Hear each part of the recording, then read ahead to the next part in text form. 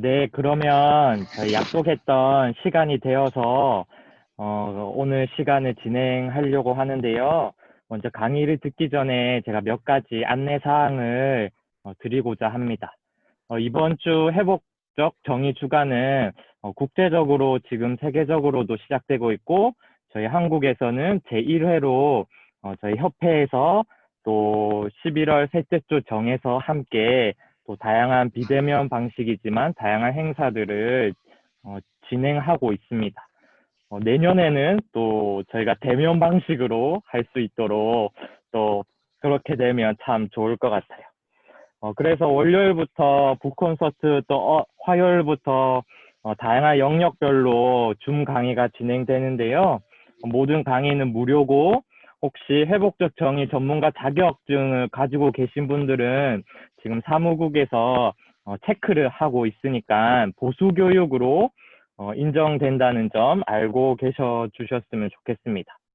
그리고 저희가 줌 강의 특성상 부득이하게 전체 음소거를 해놓았어요. 이 점 유의해 주시면 좋을 것 같고 혹시 중간중간에 질문이 있으신 분들은 지금 여음이 선생님께서 이렇게 채팅방에 여러 글을 남겨주셨는데요. 이렇게 계속 남겨주시면 질문 시간에 또 그 질문을 가지고 함께 이야기 나눌 수 있을 것 같아요. 회복적 교회 이야기 시작하려고 하는데 제가 이 교회 이야기 몇 분이나 신청하실까 궁금했었는데요. 그래도 한 60여 분 정도가 신청하셨고 지금 현재는 32분이나 함께 참석해 주시고 계세요. 그러면 지금부터 황필규 목사님께서 제1 앞에 강의를 진행해 주시고 이후에는 문선주 목사님께서 강의를 진행해 주시고 이후에는 황 목사님 진행하에 질문하고 서로 이야기 나누는 시간을 가지도록 하겠습니다. 네, 그러면 마이크를 네, 마지막으로 채팅방에 안경은 선생님께서 남겨주신 것처럼 이름을 실명으로 이렇게 해주시면 감사드리겠습니다. 네, 그러면 마이크를 오늘 강의하시는 황필규 목사님께 넘겨드리도록 하겠습니다. 마이크 넘겨주세요. 네, 넘겨드렸습니다. 예, 감사합니다. 네, 우리 이거 회복적 정의 지금 운동을 하는 그런 상황 속에서 아시는 것처럼 우리 회복적 학교, 또 회복적 사법, 또 회복적 조직, 뭐 회복적 도시, 뭐 다양하게 이렇게 지금 진행되고 있는데 사실 어떻게 보면 회복적 교회 이쪽이 조금 지금 좀 뒤쳐져 있어요. 그래서 저는 그래서 이 회복적 정의가 우리 교회에 좀 어떻게 좀 적용이 잘 돼서 우리 교회 공동체가 좀 회복적 정의에 근거한 그런 교회 공동체로 좀 이렇게 나아가면 좋겠다라는 것에 대한 마음이 항상 있었습니다. 그렇지만 이제 제가 그렇게 능력자가 아니라서 이 회복적 정의에 근거한 회복적 교회는 이래야 된다라는 뭐 이렇게 학문적인 그런 접근을 한 건 없고요. 이 회복적 정의를 이제 접한 지가 한 10년 됐기 때문에 그때마다 저도 이제 목사로서 고민이 있었어요. 그래서 그런 고민됐던 것들을 이렇게 저렇게 한번 나눠보려고 합니다. 한 8가지 그런 꼭지로 제가 이렇게 8개의 꼭지로 이렇게 한번 고민해 보려고 하고 있고, 제가 한 20년 동안 기독교 기관에서 선교 사업을 선교로 여러 가지 이제 어떤 이런 정의라든지 인권 또 환경 이런 것들에 대한 관심을 갖다 많이 봤는데, 그 속에서 이런 회복식 정의가 진작 좀 우리 이 기독교 한국교회 안에 좀 접목이 됐으면 얼마나 좋았을까 하는 그런 바람이 있습니다. 그래서 그런 저의 배경 속에서 이런 것들을 생각해 봤다라고 생각하시고, 어떻게 보면 되게 그냥 도전적인 이야기들이에요. 학문적인 근거가 있고 제가 무슨 각주를 달거나 그런 건 없으니까 그냥 한번 들어보시기 바랍니다. 제가 30분 안에 하도록 하겠습니다.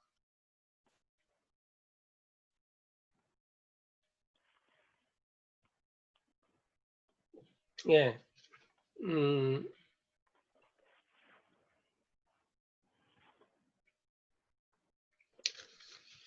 2020년 회복적 정의주가 이제 회복적 교회 이렇게 해서 처음으로 어떻게 보면은 공식적으로 이렇게 좀 장을 만든 것 같아서 되게 기쁩니다. 제가 이걸 부제를 서클 안의 회복적 정의라고 얘기를 했는데, 지금 여러분들 여기 참여하신 분들은 회복적 정의에 대해서 그래도 어느 정도 이렇게 이해가 있다라는 전제 하에서 제가 이야기를 하고, 사실 그런 이해가 전제되어야지 이 이야기가 무슨 얘기인지 좀 더 도움이 될 수 있어요. 그래서 저는 그래서 회복적 정의 in my circle 그랬는데, 여러 사람들이 있겠지만 저는 내가 my circle, 내가 서클 안에서 받아들인 회복적 정의입니다. 그러니까 어떻게 보면 되게 사적인 거일 수 있을 수 있어요. 그래서 그렇게 이해하시고 들어주시면 감사하겠습니다. 우리가 예수님 말씀하면은 이제 성경에 보면은 다 그렇진 않지만 어떤 성경에 보면은 신약 성경에 보면 예수님 말씀을 빨간 글씨로 이렇게 되어 있는 프린트 되어 있는 게 있어요. 그걸 이제 레드레터라고 하는데, 빨간 글씨 그거는 이제 예수님 말씀, 또 우리가 이제 신학교 다닐 때 배울 때는 큐 자료다라고도 얘기하고 로기온 뭐 이런 좀 약간 어떤 학교에서 배우는 그런 용어들을 씁니다. 그러면 마태, 마가, 누가, 요한 복음이 이제 앞에 복음서가 있는데, 세 개의 복음서는 이제 공간 복음이라고 얘기하죠. 모르겠어요. 아무튼 그때 첫 번째 나온 게 마태복음인데, 제가 이렇게 쭉 봤더니 마태복음을 쭉 읽다 보니까 제일 먼저 나오는 빨간 글씨가 있었어요. 그러면 이게 예수님께서 처음으로 말한 말씀이시네 라고 제가 이렇게 이해했습니다. 그래도 되겠죠. 그러니까 봤더니 마태복음 3장 15절에 나오는 거예요. 이제 허락하라. 우리가 이와 같이 하여 모든 정의를 이루는 것이 합당하니라 라는 말씀이었어요. 이게 마태복음에 나오는 예수님의 첫 번째 말씀입니다. 결국 이거를 이야기하시는 상황은 뭐냐면, 세례 요한을 따라다니는 세례파가 있었고, 예수님은 그때까지는 세례파는 아니었어요. 근데 세례 요한파와 예수파가 직면한 거예요. 회복식정의 핵심은 직면부터 시작하거든요. 첫 번째가 직면하라예요. 그래서 그렇게 함으로써 결국 뭘 직면했냐면, 직면의 내용은 세례 의식을 예수님 파가 수용을 한 겁니다. 그래서 요한파와 예수님파가 하나가 되죠. 여기서. 그래서 거기에 결국은 그러면서 이와 같이 하여, 그러니까 세례 요한파와 예수님파가 같이 하나가 돼서 모든 정의를 이루는 것이 지금 적절한다라고 말씀하신 거예요. 근데 성경에는 이제 번역에는 모든 의를 이룬다라고 나와 있어요. 의를. 근데 이제 이게 좀 약간 이제 혼란을 갖고 올 수 있는데, 성경의 대부분의 이야기는 하나님의 의를 얘기하지 정의라고 표현되진 않았어요, 번역은. 근데 그거는 사실은 한글의 번역이거든요. 근데 그래서 영어에서도 이제 여기서도 의를 righteousness라고 이렇게 영어로 써요. right. 그런데 저는 이제 정의라고 할 때는 이제 justice라고 쓰잖아요. 그게 좀 다르게 표현이 되는데, 사실은 의롭다라는 것과 정의라는 같은 맥락이죠. 의롭다라는 건 어떻게 보면 우리의 일상 속에서 올바름을 찾아 나가는 것이 어떻게 보면 의롭다라고 한다면, 그걸 좀 더 시스테매틱하게 체계화한 것을 우리가 justice다, 사법이다라고 이야기를 할 수 있겠어요. 그래서 성경에 이제 이 의롭다라는 게 니카이오스네라고 헬라어로 이렇게 얘기가 되는데, 그 부분은 조금 이따 한번 다시 얘기하겠습니다. 그래서 첫 번째 예수님의 말씀이 뭐냐? 모든 정의를 이루는 것이 합당하다라고 말씀하셨다라는 거예요. 그래서 사실은 예수님의 첫 번째 강조점을 우리가 볼 수 있는 거죠. 그 다음에 구하는 자는 찾을 때까지 구함을 그치지 말라. 찾으면 너희는 고통스러워질 것이다. 그러나 경이롭게 되고 그러면서 너희는 모든 것을 다스리게 될 것이다. 이거는 제가 도전적으로 말씀드리는 건데 도마복음입니다. 그런 성경에는 도마복음은 없어요. 근데 마태, 마가, 누가, 요한복음만 있는데 사실은 도마복음이 1945년인가 47년에 이집트 근처에 나그 할마드에서 이 도마복음이 발견됐습니다. 이 도마복음은 특별하게 114개의 예수님 말씀으로만 되어 있어요. 어떤 상황이 되어 있지 않고 예수님이 하신 말씀, 로기엄만 114가지가 있는 게 도마복음입니다. 근데 도마복음은 성경 안에 들어와 있진 않아요. 그러나 이 도마복음이 예수님의 말씀만 114개를 모아놓은 거기 때문에 아주 중요한 거라는 거죠. 그래서 하나의 성서 이해, 예수님의 말씀을 이해하는데 중요한 자료가 되는 거로 우리가 이해를 하고 있습니다. 여기서 보시면 구하는 자는 찾을 때까지 구하면 그치지 말라. 이거 성경에 나와 있죠. 구하는 자는 구할 것이요 찾고자 하는 자는 찾을 것이다 라고 성경에 되어 있죠. 근데 여기 뭐냐면 찾으면 너희는 고통스러워질 것이다. 찾았는데 고통스럽대요. 그리고 너는 경이롭게 되고 너희는 모든 것을 다스리게 될 것이다 라고 나와 있어요. 그러니까 우리는 찾으면 끝나는 줄 알았는데 그게 아니라 고통스럽다라는 거예요. 찾으면 고통스러워진다. 왜 그럴까? 뭔가 우리가 그걸 찾았을 때 어떻게 보면 예수님처럼 자기를 내려놓는 자기 비움, 자기 부정을 해야 된다라는 거죠. 어떤 변화를 줘야 된다라는 거예요. 그럴 때 진정한 우리가 진리를 만나고 진정한 하나님의 형상을 내 안에서 발견하겠다라는 거죠. 그게 고통스럽다라는 거예요. 거기까지 가는 그 길이. 그러나 그것은 경이로울 것이다. 놀랍다라는 겁니다. 그것 자체가 기적이고 그러면서 너희는 모든 것을 다스리게 될 것이다 라고 나와 있어요. 근데 이제 다스린다라는 얘기가 이제 많이 나옵니다. 근데 이제 결국은 이게 이제 다스리는 게 나라죠. 하나님의 나라라고도 얘기하고 예수님도 나라라는 얘기를 하는데 이 나라라는 개념은 이제 그 성경에 번역된 거는 주로 왕국으로 번역되어 있어. 나라, 킹덤으로 번역되어 있는데 이게 헬라어로는 바실레이아라고 하는데 이 바실레이아라는 말이 어떻게 그 성경에 나와 있냐면 하나님의 나라라 그럴 때 나라 또는 통치 또는 법정 이게 다 바실레이아예요. 같은 어원이에요. 그러니까 뭐예요? 법정에서도 뭔가 정의를 이루고 통치하는 자도 뭔가 정의를 이루려고 하고 어떤 나라도 그 나라에서 정의가 이루어져야 되겠죠. 그것이 왕이 중심이 되든. 그래서 이 통치한다라는 말, 그 나라라는 말, 하나님의 나라라는 말이 같은 맥락으로 가고 있다는 것을 우리가 좀 이해하겠다. 즉 다시 말하면 앞에서 예수님의 첫 번째 말씀이나 도마복음의 이 말씀 속에서 똑같이 이 하나님의 정의 부분을 강조하고 있다는 것을 제가 말씀드리고 싶어서 이 이야기를 했습니다. 자, 회복적 정의는 서클 안에서 이루어집니다. 서클 안에서 이루어지는데, 이제 제가 회복적 정의 이거 이제 회복적 정의 회복적이라는 게 영어로 리스토어라고 얘기를 해요. 그래서 영어 사전을 찾아봤어요. 어떻게 번역이 됐나? 리스토어는 여러분들이 쉽게 이해하려면 레스토랑이 같은 어원이에요. 배가 고플 때 레스토랑 가서 밥을 먹죠. 그래서 내가 다시 배가 불러지면서 뭔가 회복이 되죠. 배고픔이. 그런 어원인데 그래서 뭔가를 이렇게 다시 가져오는 것. 그 전의 상태로 다시 가져오는 것. 이렇게 그러니까 회복시킨다라는 말이 다시 원상태로 가져온다라는 그런 뜻에서 나와 있습니다. 그래서 이거는 이 정도로 뭐 이해하시고 그러면 회복적 교회란 뭔가 그리고 어떻게 회복적 교회의 가치들과 회복적 정의와 연결시킬 수 있을까라는 그런 고민이죠. 저는 이렇게 이해를 했어요. 회복적 교회는 교회 공동체 구성원 모두가 자신들의 삶의 자리에서 맞닥뜨리는 실존적인 고통, 피해, 아픔 그걸로부터 회복의 과정을 만들어가는 것이 저는 회복적 교회라고 이해를 합니다. 물론 이제 우리가 교회론 얘기할 때 교회에 대해서는 여러 가지 교리적인 얘기를 하죠.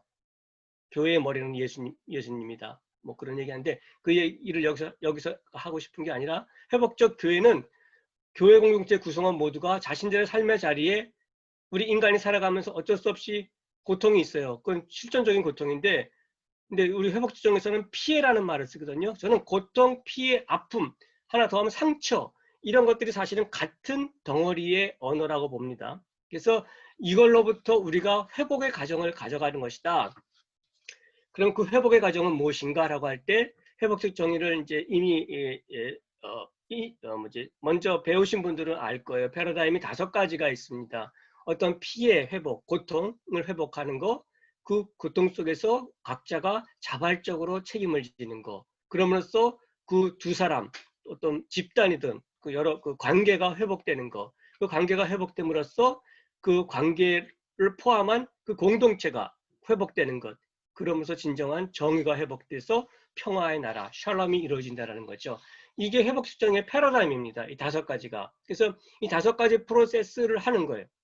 그러니까 이 프로세스 안에 있다라는 거죠. 그 안에서 적용하는 그 과정에 또 밑에 이제 여러 가지 나와 있는데 직면과 공감, 인정, 수용, 참여, 용서, 그다음 회복인가 그렇게 되어 있을 거예요.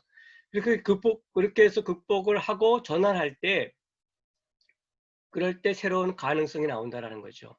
이게 회복적 정의와 회복적 교회가 만나는 점이라고 생각하는데 저는 이 피해, 아픈 고통을 극복하는 과정을 저는 회개의 과정이라고 말하고 싶어요. 우리가 회개라는 말 교회에서 많이 하잖아요. 그게 헬라어로 메타노이아라고 얘기해요.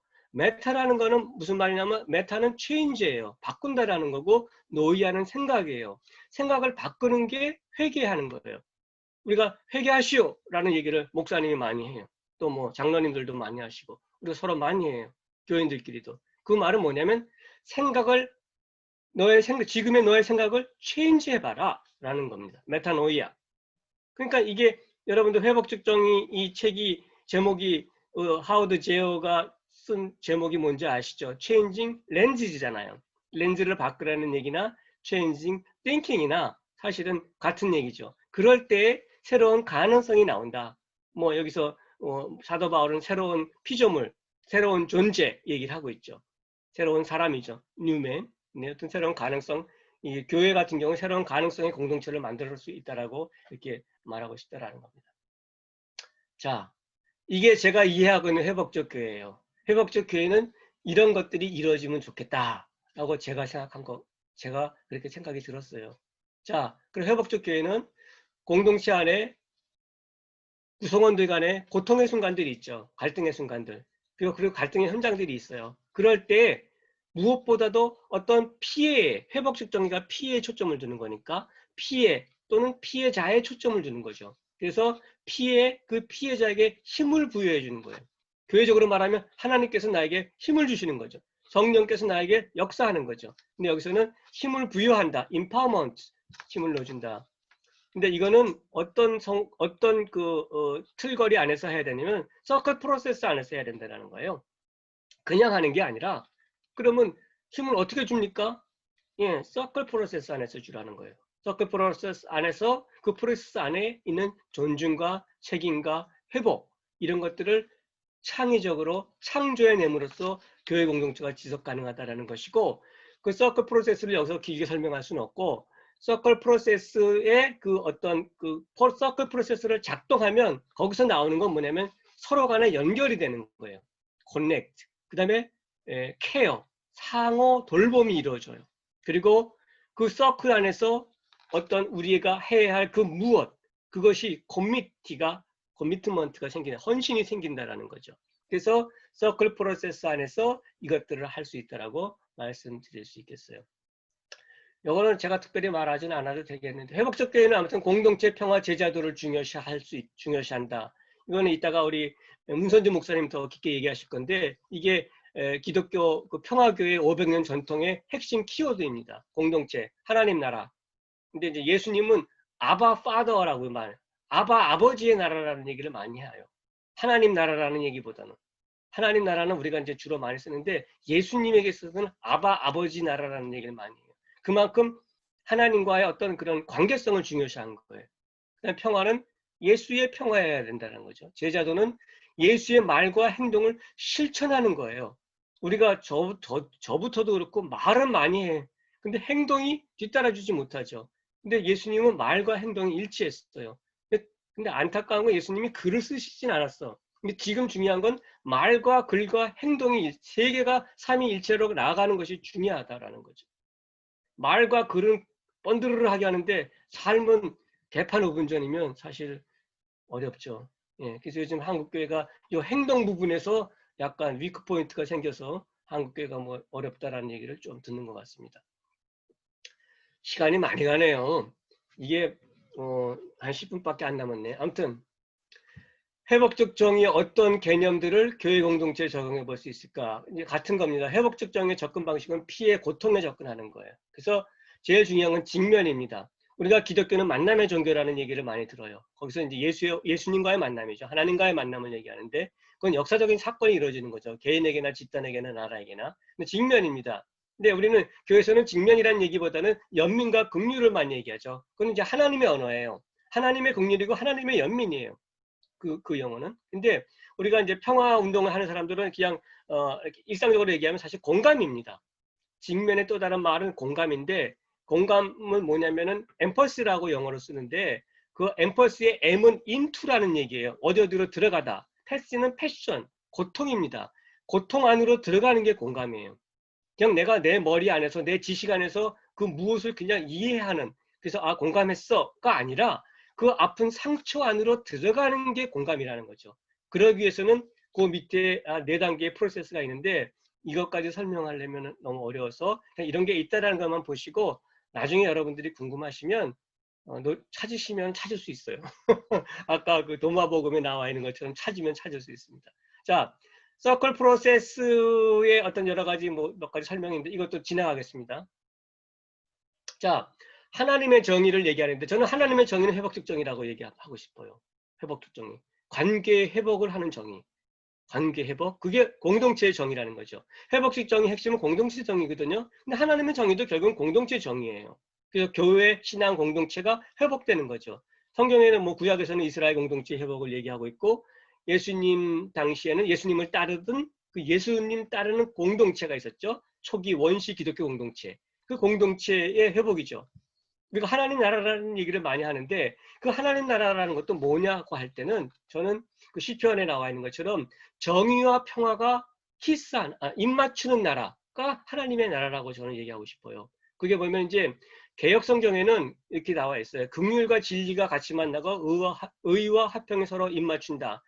근데 이제 개역 성경에 그 나와 있는 저기 번역 그 단어만 보고 우리가 이해하려면 좀 어려움이 많이 있습니다. 그래서 여러분들이 되는 대로 그 성경만 보지 말고 다른 번역 성경도 좀 보시고 또 영어가 잘 되시면 영어 성경도 보시고 영어 성경도 수백 가지가 있는 걸로 알고 있어요. 더 좋은 거는 헬라어, 히브리어, 셉투아진트까지 보시면 좋겠죠. 그래서 제가 밑에 놓은 거는 긍휼과 진리가 만나고 이게 그냥 볼 때 이게 무슨 소린가?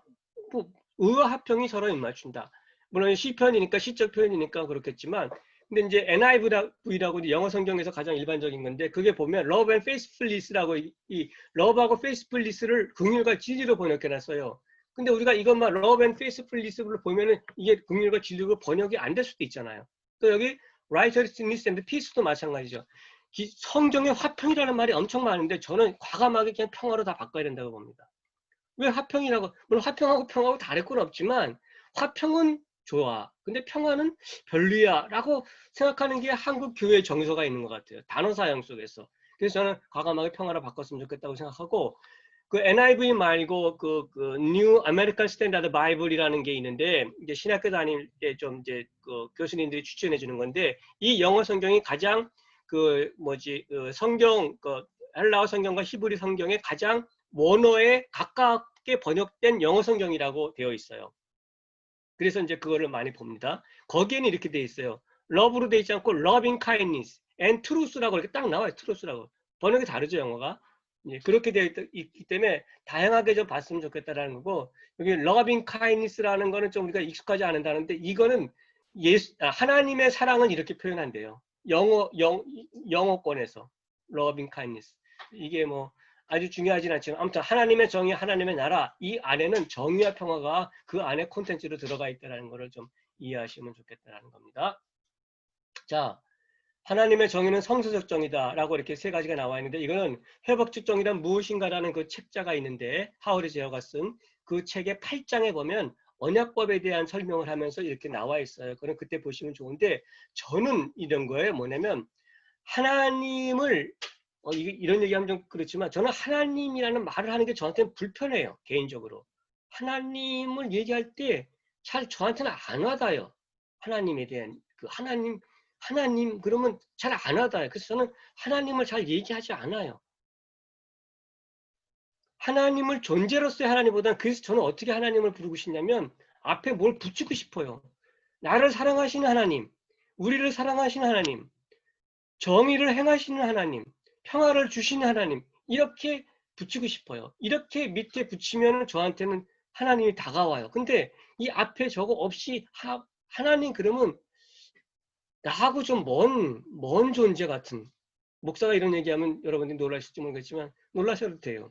아무튼 그렇다라는 겁니다. 그래서 저는 이 사랑하신 하나님, 정의를 행하시는 하나님, 평화를 주시는 하나님 좀 구체적으로 뭐가 와닿아야지 하나님을 찾죠. 존재로서는 보이지 않는 건데 하나님이 안 보이잖아요. 아무튼 제 신앙 고백을 하는 시간도 아닌데 자 이제 이게 중요한 건데 회복적 정의 관련한 성경 구조를 제가 찾았어요. 이게 회복적 정의를 공부하다 보니까 이 레스토러티브 저스티스가 막 나오는 거예요. 성경에 영어 성경에. 그게 딱 어느 날 시편을 보니까 시편 23편에 우리가 다 잘 아는 내 영혼을 후생시키시고 자신의 이름을 위하여 나를 인도하시도다 라거나 의의 길로 인도하시도다 라고 되어 있잖아요. 그러니까 영어 성경에 딱 보니까 he restores도 딱 나오는 거예요. 그래서 뒤에 보니까 또 의로 인도하신대요. 이게 회복적 정의의 가장 핵심 성서적 구절 아닐까요? 제가 이렇게 주장을 합니다. 또 근거가 있는 건 아니고요.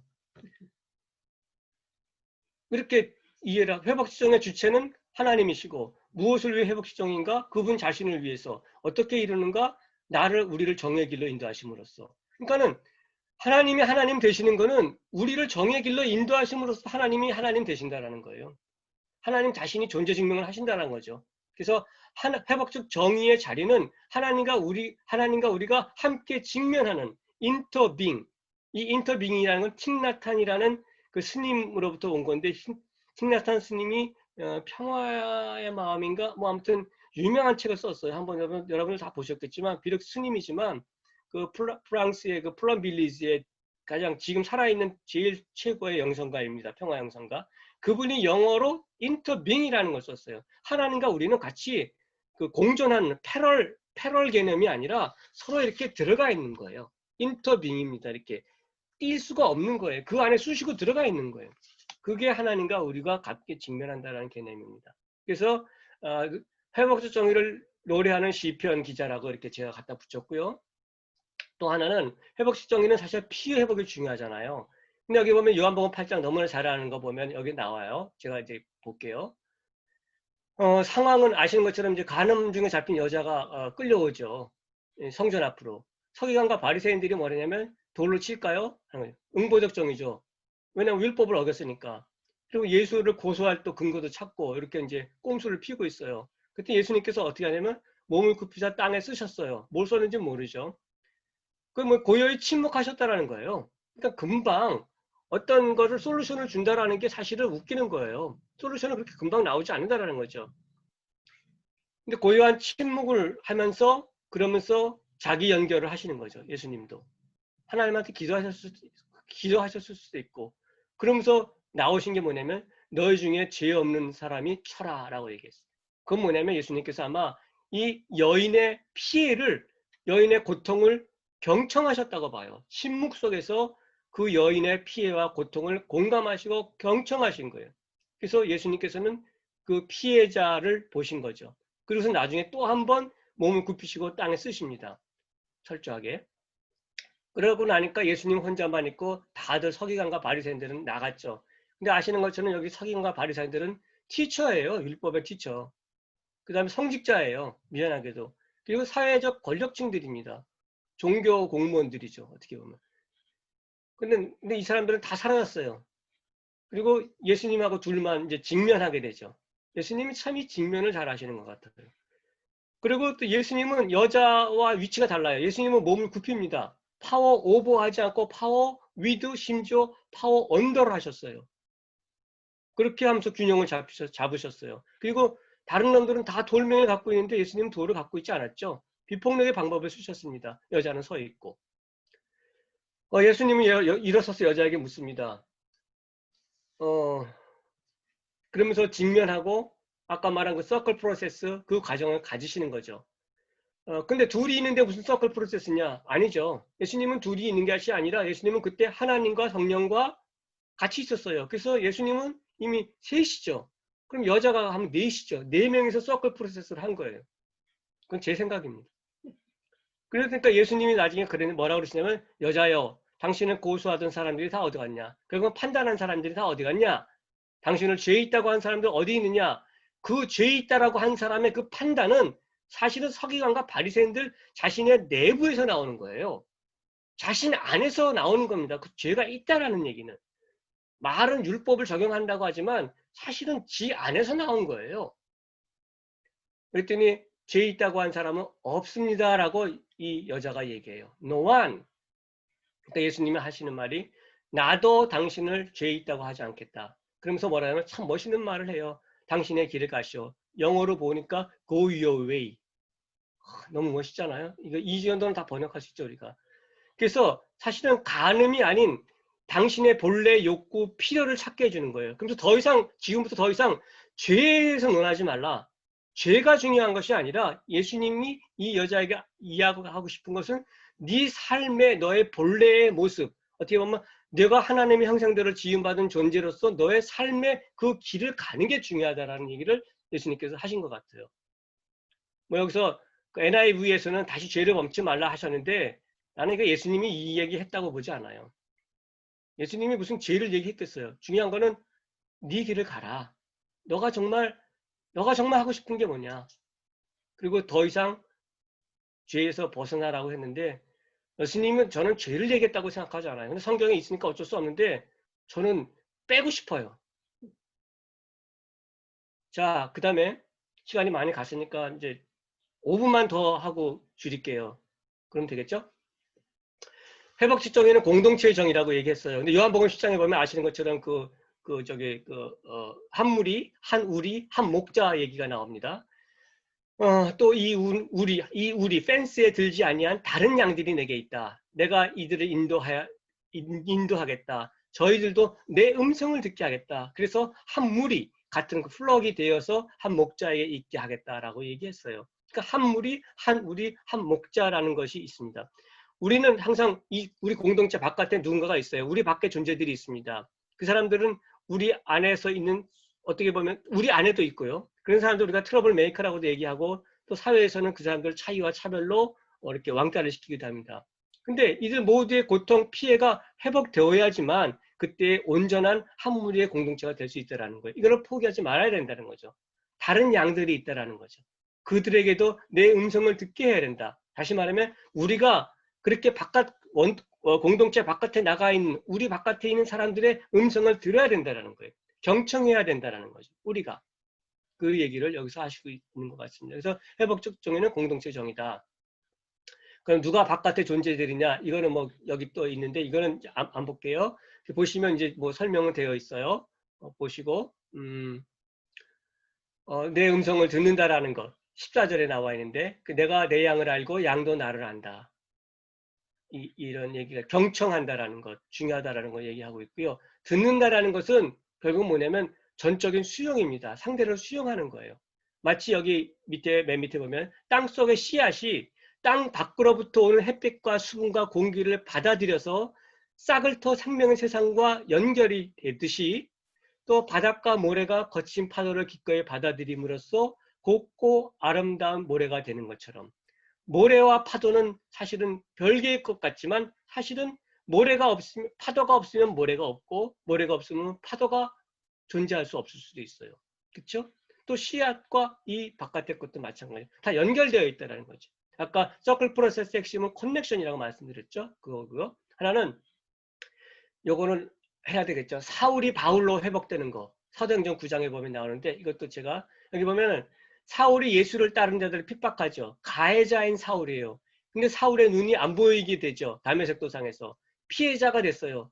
가해자, 피해자가 같은 사람이 된다는 거예요. 항상 가해자가 따로 있고 피해자가 따로 있지 않아요. 죄인이 따로 있고 의인이 따로 있지 않잖아요.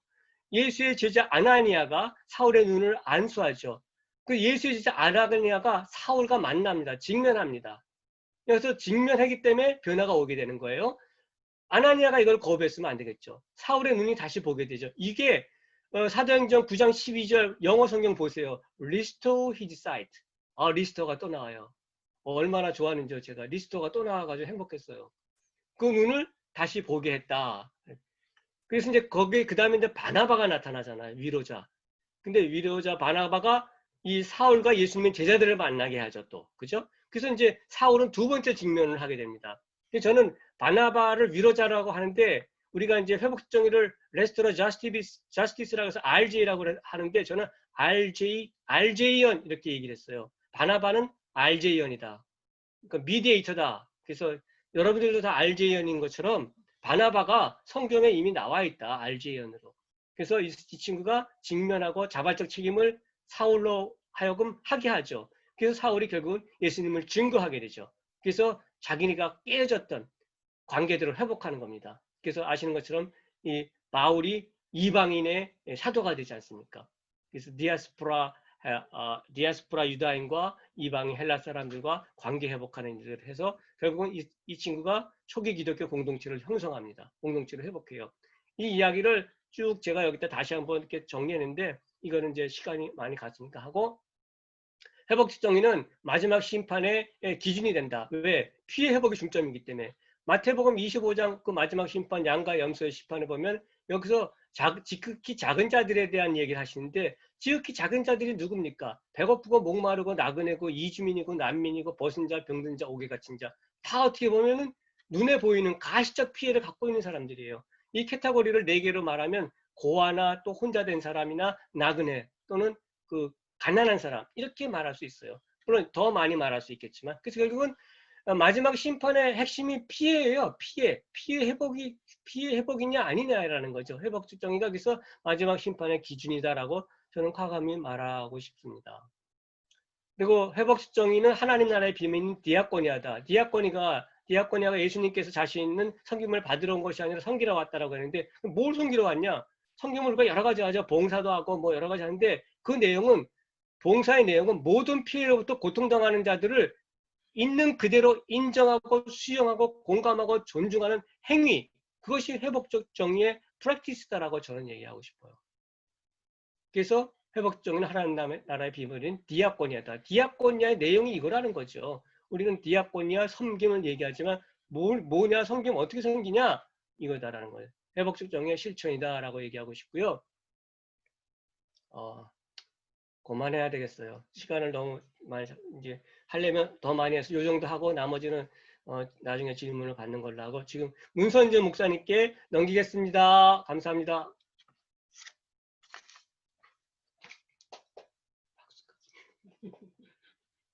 문선재 목사님 받아주세요. 네, 안녕하세요. 저는 춘천에서 인사드립니다. 이름은 문선지고요. 춘천에는 한국 아나베프티스트 센터라고 있거든요. 거기에서 총무로 일하고 있습니다. 여러분들 만나 뵙게 돼서 너무 반갑고 저는 황 목사님을 이어서 성경 연구를 하는데 실제적으로 우리가 이 회복적 교회에 근거한 성경 연구는 어떤 것인가 그런 예들을 실제적으로 교회에서 활용할 수 있는 것을 좀 이야기하도록 하겠습니다. 그러면 제가 다시 화면 공유를 하겠습니다.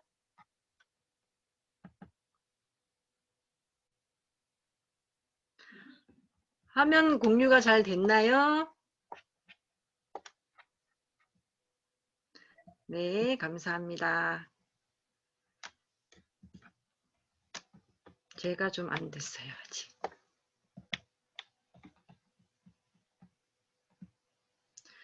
개인적으로 황 목사님이 하시는 그 회복적 교회에 대한 이야기를 더 끝까지 듣고 싶은데 제가 이렇게 불쑥 나와서 죄송한 마음이 앞섭니다. 그런데 저는 여러분들에게 어떤 이야기를 하고 싶냐면은 성서에 대한 이야기를 하고 싶습니다. 저는 모태신앙이긴 하지만 하나님을 아는 거, 하나님 믿는 게 굉장히 힘들었어요. 보이지 않는 하나님을 믿기 때문에. 그래서 제가 하나님을 정말 개인적으로 경험한 것은 이 성경을 통하여서 하나님을 만났다고 저는 개인적으로 고백을 하거든요. 그런데 이렇게 성서를 통해서 우리가 하나님을 만날 수 있는데 실제로 많은 사람들이 느끼는 성경은 굉장히 거리감이 있어요. 아예 내가 성경을 읽어서 어떻게 알아. 성경은 너무 어려워. 그래서 성경을 읽고 이해할 수 있는 고난을 다 누구에게 부여하냐면 목사님들에게 또는 신학을 공부하신 분들에게 부여함으로써 성경을 통해서 만날 수 있는 하나님의 그 진짜 모습을 놓치는 경우가 되게 많아요. 그래서 자신이 경험한 하나님을 만날 때에만 진정한 어떤 하나님과의 만남과 조우가 있을 수 있는데 항상 누구를 통해서 그렇다더라, 그랬다더라 이렇게 제3자의 하나님을 만나게 될 때에는 그게 정말 뿌리나 근간이 연약하다 이런 생각을 저는 갖고 있습니다. 그래서 그 뿌리를 튼튼하게 할 수 있는 회복적 성서 연구에 대해서 여러분들에게 나누고 싶습니다. 근데 제가 말씀드린 것처럼 한국 교회는 우리 성도님들이 자발적으로 성서에 대한 모든 고난을 목사님들에게 신학을 연구하신 분들에게 위임한 것도 있고요. 또 반대로 교회에서 이 교회라고 하는 기관에서 그 고난을 주는 듯 했지만 다 뺏은 것도 있어요. 실제로는. 그래서 제가 어렸을 때도 보면은 학생들끼리 막 너무 기도하면서 뜨거워진 친구들이 성경을 공부한다 이렇게 모임을 이렇게 목사님한테 허락을 맡으면 거의 10중 8구는 허락하지 않았던 기억이 있습니다. 굉장히 안타까운 기억으로 남고 있습니다. 그런데 우리가 그런 우리 안에 있었던 문제가 확연하게 보이는 사건들이 생겼습니다. 그것은 지금 모두가 경험하고 있는 이 코로나라고 하는 건데요. 제가 그 뉴스앤조이 신문 거기에서 보니까 9월 4일자 기사에 이 코로나 시대에 대한 여러 가지 설문을 기사로 이렇게 다룬 내용이 있었는데 그 중에 하나의 질문이 포스트 코로나 시대에 교회가 가장 신경 쓰고 보완해야 될 점이 무엇인가 라고 하는 질문이었습니다. 그런데 1위가 사회와의 긴밀한 소통, 2위가 위기 상황에 대한 올바른 해석과 교훈 제시, 그리고 3위가 변화에 적응하는 새로운 운영과 혁신, 그리고 예배를 비롯해 신앙의 기본기 회복, 이렇게 하면서 지금 교회가 가지고 있는 여러 문제에 대해서 성도님들이 공유하고 있다. 예전의 방식이 지금 이 코로나 이후의 시대에는 더 이상 똑같이 적용될 수 없다. 이런 것들이 다 지배적으로 지금 갖고 있는 생각이라는 것들을 발견할 수 있었고요. 요거는 성결교 신문에서 나왔던 내용입니다. 그래서 코로나 이후의 경건 생활에 어떤 변화들이 있었는가 보여주는 내용인데 일반교회, 가정교회. 그러니까 일반교회라고 했을 때는 우리가 그냥 머릿속에 그릴 수 있는 많은 사람들이 모여서 어떤 넓은 장소에서 예배를 드리는 곳이고 가정교회는 이렇게 소수의 사람들이 모여서 예배를 드린다 이렇게 생각하시면 되는데요.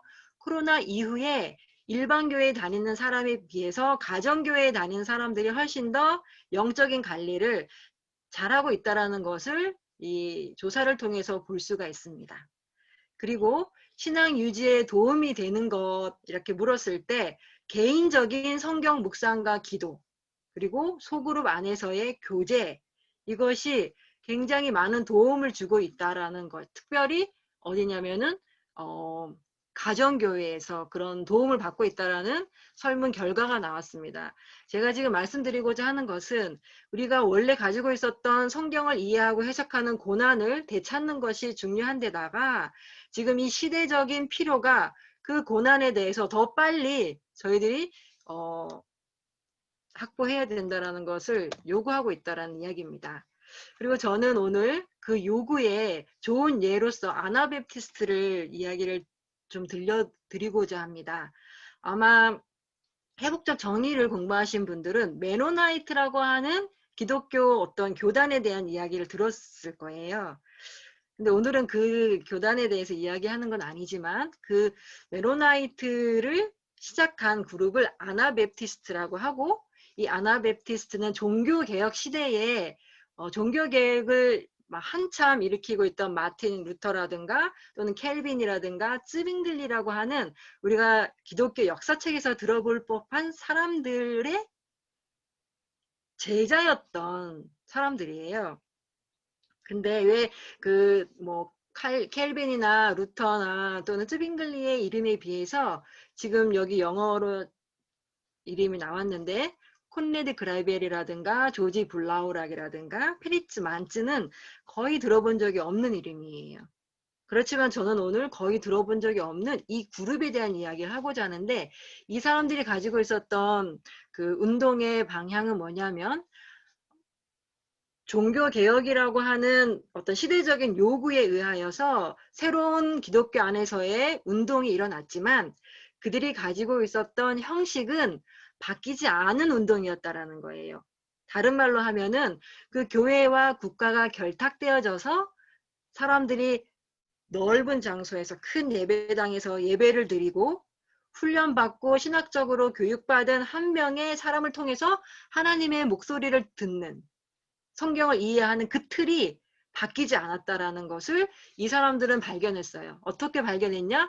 이들이 스스로 성경을 연구하고 성경 안에 깊이 들어가면서 발견하게 됐고, 그래서 이 사람들이 요구한 것은 더 급진적이고 더 성경적이고 더 초대교회가 요구했던, 그리고 그들이 실행했던 성경에 대한 이해를 가져와야 된다라고 이야기를 했던 사람들입니다. 그럼 이 사람들이 탈피했던 게 뭐냐면 국가와 결탁되어져 있는 국가주의, 그리고 성경보다 더 위에 있었던 전통, 그리고 모든 사람들에게 하나님이 성령을 주셨다고 말했음에도 불구하고 실제로 교회 안에서는 역시 그 힘을 가지고 있는 사람에 의하여 운영되어지는 점, 그리고 성경 중심이라고 했지만 성경 중심이라기보다는 그들이 발견한 이신칭의와 같은 교리 중심으로 성경을 보았던 것. 그러니까 교리 중심이란 얘기는 뭐예요? 신학적인 교육을 받지 않은 사람들은 성경을 제대로 읽을 수 없다, 이해할 수 없다, 그런 이야기를 했던 거거든요. 그래서 이 사람들은 학문 중심, 이게 교육받은 사제들의 중심, 또는 예식 중심, 건물 중심, 이런 모든 힘을 중심으로 했던 교회의 모습을 거부했던 사람들입니다. 그리고 이들은 성경이 이야기하는 것에 몰입했던 사람들인데, 그들이 그러면은 종교개혁자들이나 뭐 카톨릭에 있는 사람들이 성경을 읽지 않았냐 하면 그건 아니거든요. 그들도 성경을 가지고 모든 이야기를 했지만 아나베프티스트들이 성경을 이해하는 독특한 방식들이 있었습니다. 그 6가지 중요한 원리가 지금 보시면, 첫 번째로는 성서는 스스로 해석할 수 있는 힘이 있다, 이렇게 주장했고, 두 번째로는 성서는 그리스도 중심이면서 그리스도의 이신칭의에 해당되어지는 죽음 중심이라기보다는 그리스도가 살아서 보여주셨던 삶의 모범, 그 중심의 성경 해석이 중요하다. 그 다음에 구약과 신약의 눈에 띄는 그 현격한 차이가 분명하게 교회 안에 있음에도 불구하고 사람들이 이게 혼동하면서 윤리적인 기준으로 삼았을 때 아나베프티스트들은 예수라고 하는 분을 중심으로, 신약 중심으로 이렇게 성경을 보는 그런 원리를 갖고 있었습니다. 그리고 성령을 이해시키고 해석하시는 분이 학자가 아닌 성령, 그리고 그 해석이 일어나야 되는 곳은 교육을 받는 신학교가 아니라 공동체, 그리고 해석의 진정한 목적은 예수가 보여주신 삶을 그대로 따르는 순종, 이런 원리들이 있었어요.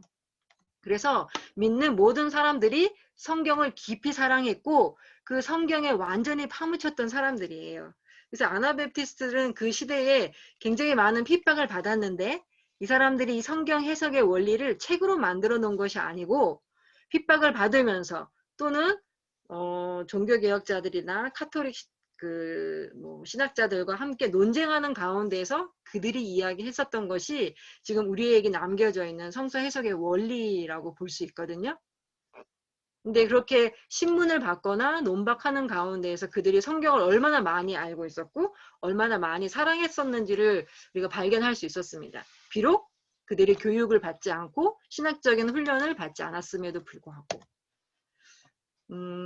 지금 이야기했던 것을 다시 이제 자세하게 설명하는 부분인데, 스스로 해석하는 성경이라는 게 주는 메시지는 뭐냐 하면 평범한 사람들이 이해할 수 있는 내용이어야 된다는 거죠. 진실한 그리스도인이라면 모두가 가까이 할 수 있다는 얘기고요. 그리고 실제로 성경이 어려운 부분이 있다 할지라도 더 명확하고 분명한 것은 우리가 살아가는데 따르는 하나님이 예수님이 보여주신 진리를 이해하는 데 방해가 되지 않는다는 거예요. 예를 들면 예수님이 원수를 사랑하라 라고 하는 명령을 주셨다고 할 때 이 분명한 말씀들이 있기 때문에 실천이라고 하는 것과 연결될 때는 이해하는데 어렵지 않은 성경이라는 것. 그러니까 실천이 아니라 논리적으로 설명하고 논리적인 이론을 만들 때는 복잡한 내용들이 많이 있다 할지라도 사실은 굉장히 명확하게 성경은 우리의 삶에 이야기하고 있는 게 훨씬 많다라는 이야기입니다. 그래서 성서 이해외에 뭐 전통이라든가 학문이라든가 성서 언어는 자료로서 우리가 보강을 할 수는 있지만 그게 정말로 꼭 성서 이해에 필요한 것은 아니다 라고 말할 수 있고요. 그리고 성경은 그리스도 중심으로 보아야 된다. 아까도 잠깐 이야기했던 것처럼 이론으로서 교리로서의 그리스도. 그래서 그가 십자가에서 죽으심으로 우리가 믿음으로 구원받는다라는 이론으로서의 예수가 아니고 그래서 논리적으로 뭔가 설명해야 되는 복음이 아니고 예수님이 우리에게 보여주셨던 삶의 모범이 있는데 그거 중심으로 성경이 이해되어져야 된다라고 이 아나베프티스트들이 믿었습니다.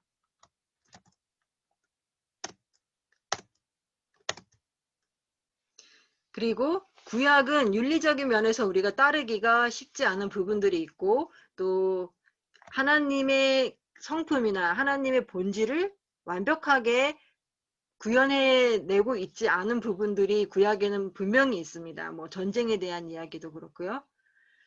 그래서 이 아나베프티스트는 예수님 중심으로 성경을 이해하다 보니까 구약과 신약의 비연속성에 대해서 이야기를 하고 있습니다. 그래서 윤리나 교회에 대한 이야기는 구약이 아니라 신약 중심으로 이해되어져야 된다라고 말하는 사람들이었습니다. 그리고 이건 같은 맥락입니다. 성서 해석에 중요한 도움을 주시는 분은 성령님이시기 때문에 믿음을 갖고 있는 사람들은 모두가 성경을 이해할 수 있다. 근데 성령을 도움을 받는다는 거, 성령을 의존한다는 것이 상식을 배제한다라는 것을 의미하는 게 아니에요. 아나베프티스트들이 이해한 성령을 의존한다는 것은 이 성경에서 이야기하고 있는 명령을 따르는데 도움을 주실 수 있는 분이 성령이라는 것을 말하는 거에 더 가깝다라는 것. 그리고 여기서 이제 중요한 게 나오는데요. 이 성경 해석은 믿는 사람들의 모임에서 가능하다는 거예요. 그래서 신학교가 아니라 공동체, 교회에서. 그리고 개인적인 해석도 좋은 방법 중에 하나지만 그것이 전부가 아닌 것은 개인적인 오류나 이런 부분들이 공동체 안에서 함께 볼 때 그 통찰력이 더 중요하게 보여진다라는 것, 분별할 수 있다라는 것. 이런 이야기를 하면서 이 아나베프티스트는 그 시대에 실제로 목사님이 없이 어떤 영적인 훈련받은 신학생이 없이도 교회 안에서 함께 성서를 해석하면서 그 말씀에 따라서 살아갔던 사람들입니다. 그리고 아까도 얘기했던 것처럼 이들이 성서를 읽는 목적이 이론적인 것이 아니었고 얼만큼 논리적으로 해석해내느냐가 목적이 아니었고 순종하는 데 목적이 있었다라는 것들을 염두에 둘 때 그리고 그들의 그 믿음이 500년 동안의 여러 핍박과 고난의 역사 가운데에서도 명맥을 유지했다라는 그런 면에서 오늘 이렇게 코비드 19 시대에 이들이 가지고 있었던 그 성경적인 이해가 지금 시대에 더 맞다 이런 생각들을 가지면서 그러면 오늘날 우리가 스스로 해석할 수 있는 성경에 어떻게 접근하고 공동체적으로 그 성경을 어떻게 나눌 수 있는가 실제적인 이야기를 좀 드리고자 합니다. 이거는 렉시오 디비나라고 많이 들어보신 분도 있으실 거예요. 춘천에 있는 예수촌 공동체 교회에서 자주 사용하는 방법입니다. 렉시오 디비나는 이 성경을 함께 읽는 독서법이라고 이해하시면 되는데요. 그러니까 사람들이 함께 예배 시간에 모여서 목사님이 계시지 않아도 관계없이 저희가 예배를 드릴 수가 있습니다. 먼저 하는 방법은 이렇게 원을 그려서 앉아요. 그래서 천천히 소리내서 읽거나 또는 누가 읽어주는 성경을 듣습니다. 그리고 또 개인적으로 묵독을 합니다. 그리고 그 묵독 가운데 자신의 마음에 와 닿는 구절을 발견해내고 그 구절이 왜 오늘 이 시간에 나의 마음에 와 닿았는지 그 부분에 대해서 묵상을 합니다. 그래서 어느 정도의 묵상의 시간이 끝나면 돌아가면서 자신이 발견한 어떤 새로운 이야기들을 같은 공동체 안에서 나누게 되는데요. 이 방법이 굉장히 의미가 있었고 좋았었던 것은 코로나 시대 이후에 확연하게 드러났습니다. 저희가 이제 코로나 때문에 예배 드리지 못하고 온라인으로 예배를 많이 드렸잖아요. 그런데 사실은 대형 교회를 할지라도 그 온라인 예배 유튜브나 뭐 이렇게 조회수를 찾아보면 성도님들의 10분의 1밖에 되지 않아요. 굉장히 이 화면을 집중해서 보는 게 쉽지가 않은 거죠. 그런데 돌아가면서 자신이 묵상한 것들을 나누는 것은 훨씬 더 흥미진진하고 역동이 생겨요. 그래서 이 예배가 코로나 이후에 굉장히 춘천에 있는 성도님들에게는 적합하다라는 걸 발견하게 됐고, 이 예수촌 공동체는 그 아나베프티스트 교회라고 하거든요. 그래서 설교도 들어요. 물론 목사님이 아니라 성도님들이 은사가 있는 분이 돌아가면서 설교를 하시는데 그 설교보다 이렇게 렉시오 디비나라고 해서 다양한 소리를 들은 경험이 훨씬 더 좋았다라고 하는 것을 들을 수가 있었습니다. 그리고 두 번째 방법은 실내 서클로 만나는 성경 연구입니다. 이거는 저희 남편이 장로교회 목사예요. 그리고 굉장히 작은 교회거든요. 그런데 우리 교회 성도님들이 정말로 성경 연구나 이런 거를 한 번도 해보시지 않은 분들이에요. 모든 영적인 거, 모든 거는 다 목사님에게만 맡기던 분들이에요. 그래서 처음에 왔을 때 정말 아무런 의도나 이런 계획을 갖고 있지 않으면 성도님들하고 얘기하지 않고도 예배드리고 헤어질 수 있었어요. 왜냐하면은 목사님에게만 집중한 예배 시간이었기 때문에 오전 예배도 그랬고 오후 예배도 그랬고, 그래서 제가 가면서 실내 서클로 만나는 성경 연구를 시작했습니다. 일단 여러분들이 잘 아는 실내 서클하고 구조가 같아요. 그래서 여는 질문으로 시작을 했습니다. 그리고 성도님들이 부끄러워하셨지만 그때는 코로나가 없었기 때문에 부담되지 않는 범위 내에서 뭐 가벼운 활동들을 했고요.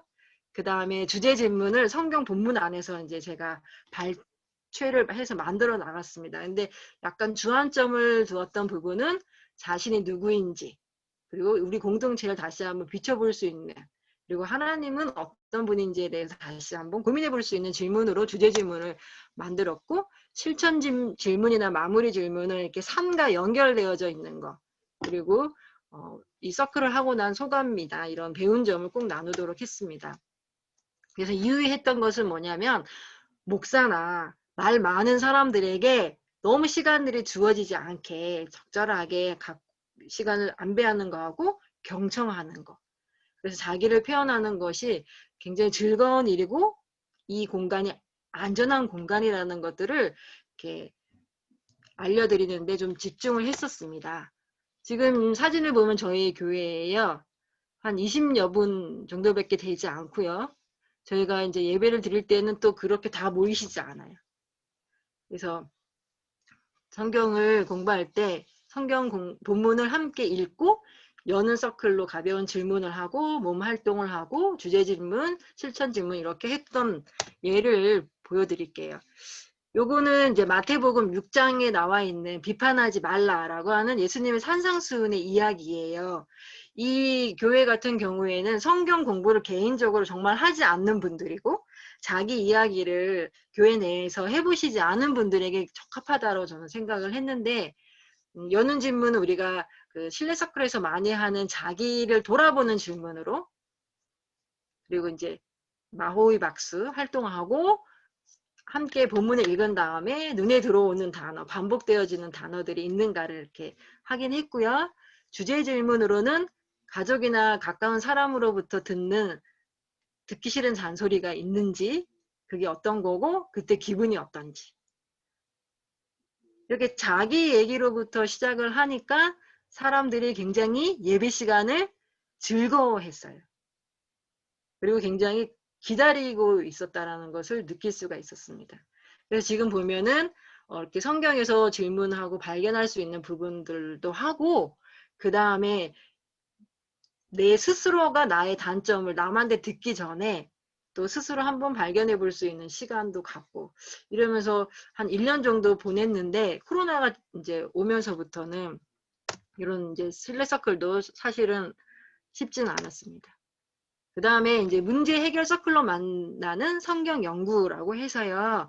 첫 번째 거는 실내 서클이라 그래서 좀 성경을 깊이 연구하지 않는 사람들이 처음 성경을 접할 때 필요한 것이라면은, 저는 문제 해결 서클은 그래도 성경을 좀 읽을 수 있고 연구하고 그것에 대해서 어느 정도 사모하는 마음이 있는 사람들이 하기에 적합하다라고 생각하는 성경 연구인데요. 이거는 두 가지를 제가 연결을 했습니다. 하나는 문제 해결 서클에서 나오는 질문들을 활용하는 거예요. 무슨 일이 있었는가? 피해를 겪은 사람 누구이며 어떤 어려움을 겪었는가? 어려움을 해결하기 위해서 무엇이 필요한가? 이런 일을 예방하기 위해서는 무엇이 필요한가? 이거 우리가 문제 해결을 위한 서클에서 사용하는 질문입니다. 그리고 4페이지 설교 방식이라고요. 이거는 이제 잘 모르실 텐데요. 아주 쉬운 설교 준비 방법이에요. 그래서 이 설교 준비 방법은 본문을 이제 깊이 읽어보고요. 첫 번째 페이지에는 본문에 나타나 있는 갈등과 문제점을 발견하는 거예요. 두 번째 페이지는 이것과 연관되어진 세상 속에서 우리가 발견할 수 있는 문제나 갈등을 찾는 것. 세 번째는 성경 속에서 그 하나님의 문제와 갈등 속에서 어떻게 행동하셨고 은혜를 베푸셨는지, 문제 해결에 대한 것들을 발견하고, 네 번째 페이지에서는 세상 속에서 하나님은 지금 어떻게 그 문제들을 해결해 나가시고 계신가에 대한 질문을 가지고 설교를 만드는 건데요. 이거를 사실은 목사들이 이제 준비할 수 있도록 연구되어진 설교 방식의 하나인데, 저는 이거를 함께 연구하는 성경에서 적합하게 이렇게 연결시킬 수 있다는 걸 발견했습니다. 그래서 문제 해결로 만나는 성경 연구 질문인데요. 이 두 개를 이제 연결한 거죠. 여는 서클은 본문을 읽는 거는 실내 서클과는 좀 비슷하게 하고요. 이제 본문에서 나오는 문제와 갈등을 질문합니다. 이거는 그러니까 성경을 집에서 어느 정도 공부하시고 오셨을 때 효과적이에요. 그리고 오늘날 우리가 경험하고 있는 그 성경 속의 문제와 연관된 문제들을 고민하고 나눕니다. 그리고 본문에서 하나님은 그 문제에 어떻게 접근하시고 은혜를 보여주셨고 문제 해결을 하셨는가.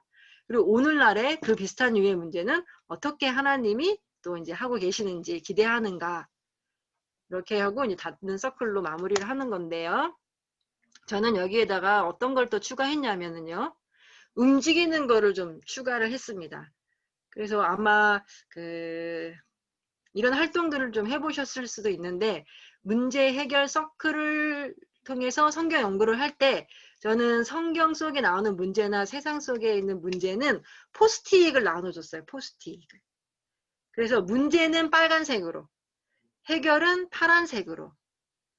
그래서 모든 성도님들이 이렇게 이제 앉아 계신 참여하신 분들이 빨간색에 성경에서 나오고 있는 문제를 그냥 쭉쭉쭉 적어요.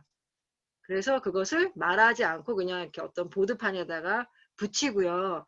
그래서 다른 사람들은 그 문제들을 보고 자기가 비슷하게 쓴 게 나오면 거기다 같이 붙이는 거예요.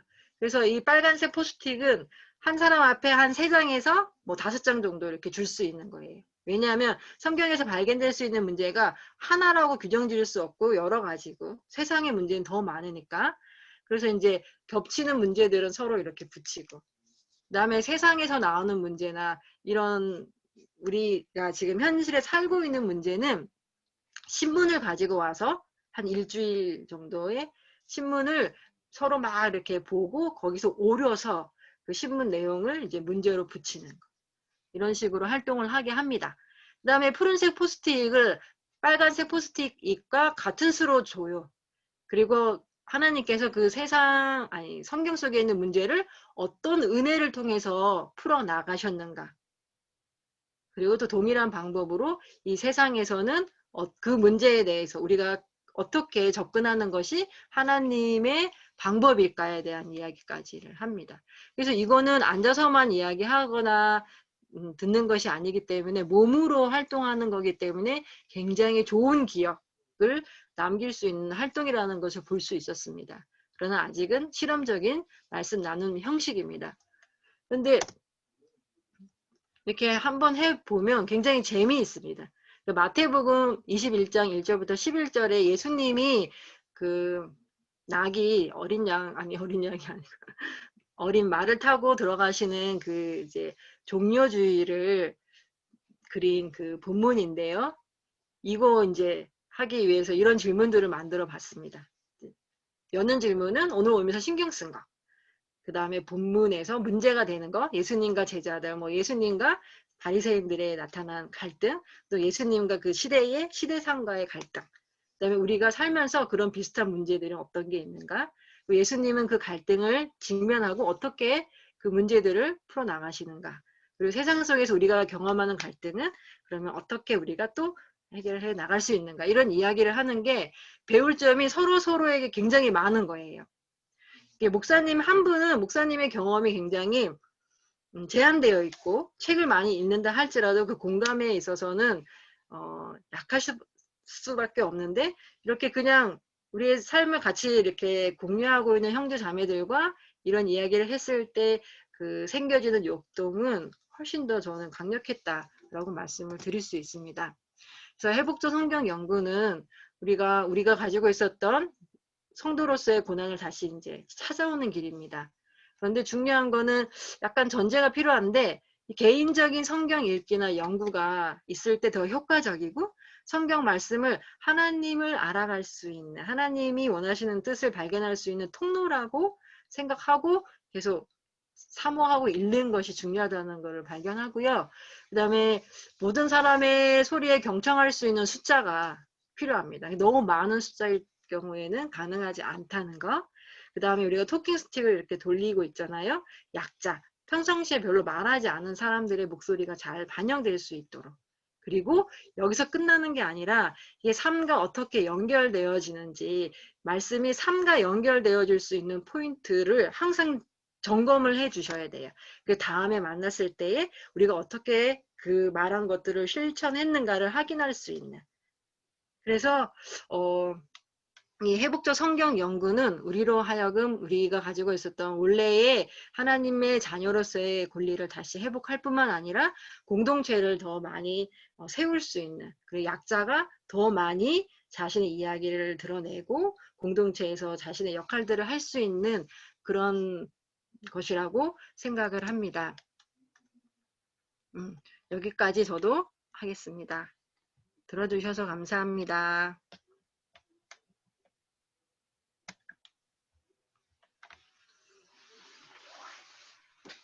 네, 감사합니다.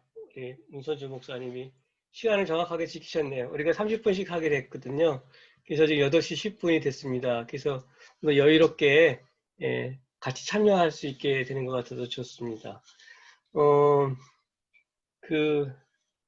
일단은 이렇게 할게요. 일단 저하고 우리 문선주 목사님하고 이렇게 두 사람이 한 30분씩 얘기를 했는데, 그 내용 중에서 좀 질문을 하시고 싶거나, 나는 이런 생각을 그 이야기에 대해서 이렇게 생각한다라도 코멘트, 또는 어떻게 보면 새롭게 뭘 좀 내가 배운 것 같다라고 있으면 그런 3가지 정도에서 자유롭게 좀 얘기를 해주시면 좋겠고요. 혹시 질문은 저한테 질문하고 싶으면은 뭐 저라고 얘기하고, 또 우리 문선주 목사님한테 질문하고 싶으면 그렇게 질문해도 좋을 것 같습니다. 이렇게 해서 같이 한번 나눠보고, 또 그 질문에 대한 제가 대답을 제대로 못하면 여기에 지금 같이 참여한 분들이 또 좋은 아이디어가 있으면 같이 얘기를 하면 좋겠습니다. 그래서 서로가 우리가 배우는 그런 시간을 가졌으면 좋겠고, 그거를 좀 하고 그걸로 계속해서 할 수도 있고, 만약에 이제 좀 더 제가 아무튼 뭐 일단 그렇게 진행을 하죠. 제가 3가지 정도 지금 있는데 이게 근데 아무튼 저는 개인적으로 조금 아까 그 문선주 목사님 그 성역 공부 갈등 문제 해결 이거 여러 가지 성서 해석 이런 거에 대해서 되게 아주 흥미롭게 들었어요. 정말 재밌겠다 라는 생각을 했습니다. 아무튼 자유롭게 좀 질문하시죠. 그래서 이렇게 손을 들어주시면 우리 저쪽에 우리 그 김기찬 쌤께서 사무국에서 그 열어줄 거예요. 그 뭐지 음소거를 해주실 것 같아요.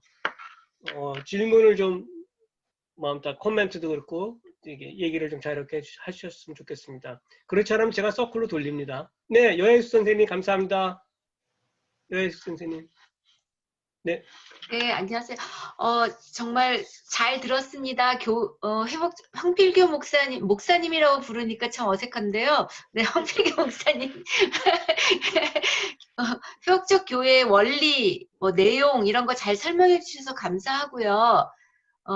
근데 질문은 뭐냐면, 회복적 교회에서 말하는 공동체의 범위가 어떻게 되는지, 그러니까 회복되는 그 공동체의 범위가 자기가 속해 있는 교회를 말하는 건지 아니면 뭐 같이 뜻을 뭐 어떤 일이 있었던 그 그룹만 말하는 건지 아니면 전체 한국 교회를 말하는 건지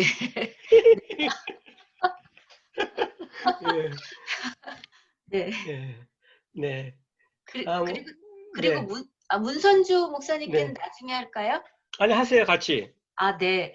네. 똑같이 그 회복적 성서 연구에 대해서 다양하게 말씀해 주셔서 너무 감사하고요. 또 도움이 많이 됐습니다.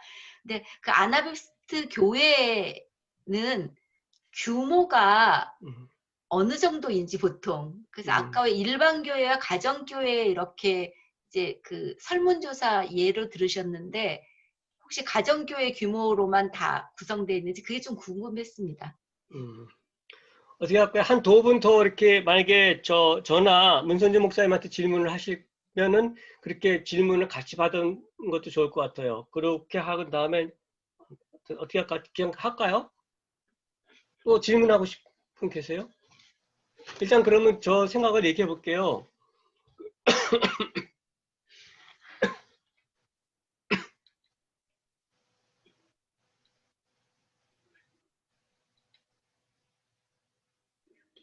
질문들이 이렇게 올라오니까 채팅을 좀 보시면.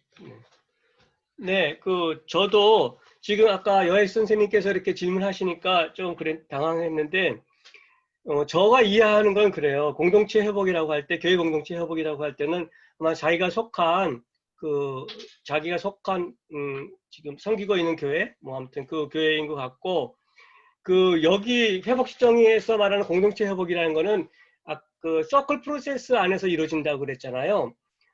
그랬기 때문에 그 서클에 참여하고 있는 그분들이라고 저는 그렇게 이해를 하고 싶어요. 그 서클에 참여하고 있는 그분들.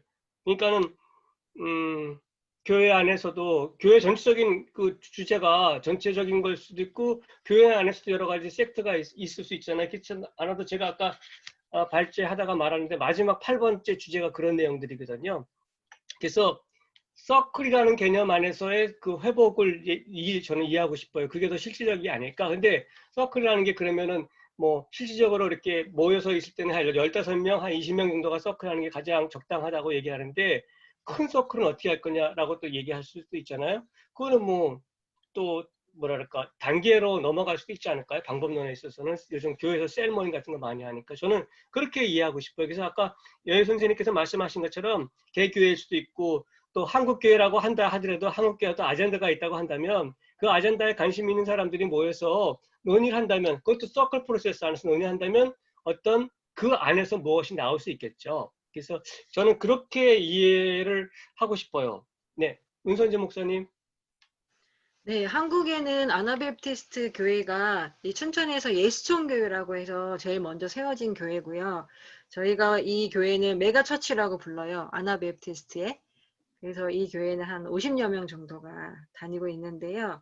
아나베프티스트는 대형 교회를 추구하지 않는 특성이 있습니다. 그래서 아나베프티스트에 없는 게 몇 가지가 있는데, 일단 목사님이 안 계시고, 그 다음에 건물이 없어요. 건물이 없고, 혹시 좀 50명 정도 모이는 그런 약간 큰 교회일 경우에는 이제 빌려서 모이는 그런 경우가 있고, 그 다음에 일단 이게 교회에 이제 가장 중요하다고 생각하는 그 두 축이 없습니다. 그러다 보니까 가정교회하고 흡사하고요.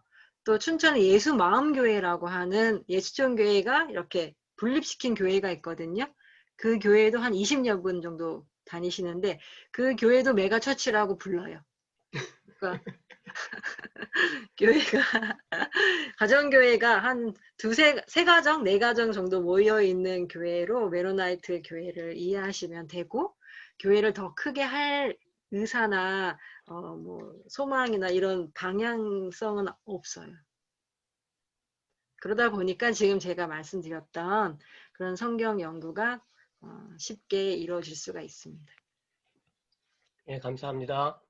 또 다른, 네, 우리 김현관 선생님, 제가 그냥 뒤에는 선생님으로 다 부르겠습니다. 잘 그 직함을 몰라서. 네. 안녕하세요. 네, 질문 있어서 손 들었는데, 두 분에게 다 드리는 질문이에요.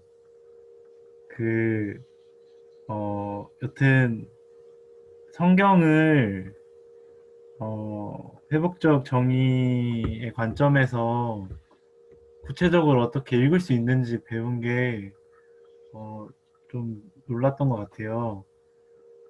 근데, 특히 이제, 상황 이해라는 그 부분이, 되게 중요하다라고 생각이 드는데, 그래서 이제 성경 안에 사회 문화적 맥락이나 정치적 맥락을 알 수 있는 그런 도움이 될 만한 책이 있나. 특히 뭐 성경은 너무 긴 역사 안에서 써졌기 때문에 예수님 계셨을 당시 그 시기에 어떤 사회문화적 맥락을 알 수 있는 서적이 있나, 그게 일단 궁금하고요. 두 번째는 이제 아나르티스트 이런 어떤 그런 공동체 중에 청년과 관련된 어떤 모임이 있는지 그런 게 좀 궁금한 것 같아요. 제가 청년이다 보니까 같이 연대하고 싶은 마음도 있고, 또 제가 만나고 있는 친구들이랑 이제 같이 공부하러 가고 싶은 마음도 있고, 그래서 그런 부분들이 궁금합니다. 문선재 목사님 먼저 얘기해 주실래요? 네. 청년. 네, 일단은 성경에 대한 이야기를 말씀드리면은 성경은 그 시대에 대한 이해를 굉장히 필요로 합니다. 왜냐하면 우리가 살고 있는 시대와 갭이 굉장히 크니까 정확한 이해를 위해서는 그게 필요하잖아요. 그 마음이 굉장히 저는 너무 고맙다는 생각이 들고, 그런 책은 너무 많아요, 시중에. 시중에 너무 많아서 지금 어떤 걸 탁 꼬집어서 얘기하기는 어렵지만, 저는 뭐 성서 유니온이나 IBP에서 나왔던 성경 연구 입문이라든가 또는 성경의 지리적 뭐 정치적 사회적 배경 뭐 이런 걸 치시면 그것과 연관된 그런 책들이 굉장히 많이 나오는데, 근데 저는 개인적으로는 그 책을 그렇게 많이 보지는 않아요. 왜냐하면은 이 성경을 읽을 때 그 한 본문을 저희가 선택해서 이제 연구를 할 때 요것만 보지 않고 다양한 그 버전을 봐요. 아까 우리 황필규 목사님도 성경 버전에 대해서 이렇게 영어로도 보고 다른 번역서도 보신다고 했는데, 저도 그렇게 다양하게 보다 보면은 그 한 본문에서 놓치고 있는 여러 가지 것들이 나타나더라고요. 그래서 그게 저는 좀 중요하고, 그다음에 전후 문맥을 굉장히 더 중요하게 여겨서 보고, 이런 여러 가지 방식으로 접근한 다음에 궁금한 질문들이 생겼을 때 그 질문을 가지고 뭐 책을 찾아가요. 그래서 기독교 성경 백과사, 아니, 성경 사전 이런 거 찾아가기도 하고. 그 다음에 이제 관주라 그래갖고 성경 본문 그거랑 연관되어져 있는 또 다른 파트의 그 본문들이 있잖아요. 거기도 이제 찾아가고. 그러다 보면은 사실은 성경에 대한 이해가 저절로 깊어지고 도움이 좀 많이 받는다는 느낌을 받고요. 메노나이트는 지금 한국에 4교회가 있어요. 그런데 아까 말씀드렸던 것처럼 20명 정도가 제일 큰 교회니까 다른 교회는 더 적다는 거 보실 수 있으니까 청년들이 소수예요. 그래서 이제 메노나이트 교인으로서의 청년들의 모임은 저희가 총회를 할 때 1년에 한 번씩 이렇게 모이는 모임이 있고, 지금 선생님이 말씀하신 그런 의도를 가지고 뭔가 이렇게 배울 수 있는 네트워킹을 가지기 위해서는 그렇게 소개해드릴 만한 모임은 없지만, 한국의 메노나이트 센트럴 커미티라 그래서 MCC라는 구호기관이 들어와 있거든요. 거기에 이제 평화 교육을 하시는 분이 계신데, 그 평화 교육을 하시는 분이 메노나이트가 아니더라도 이렇게 메노나이트의 신앙인 평화에 관심이 있는 청년들과 정기적으로 모임을 하셔서 이렇게 토론하시는 그게 있거든요. 그거는 연결해 드릴 수 있을 것 같아요. 네, 저는 그 아까 그 시대의 상황인데, 제가 예수 시대의 예루살렘이라는 그 예아킴 여레미야스 한국신앙연구소에서 나온 책인데, 오래된 책인데요. 이 책이 그 예수님 시대의 예루살렘에 대한 그 신약 성서 시대의 사회 경제사 연구, 그래갖고 되게 저기 학문적으로 접근했어요. 좀 깊어요.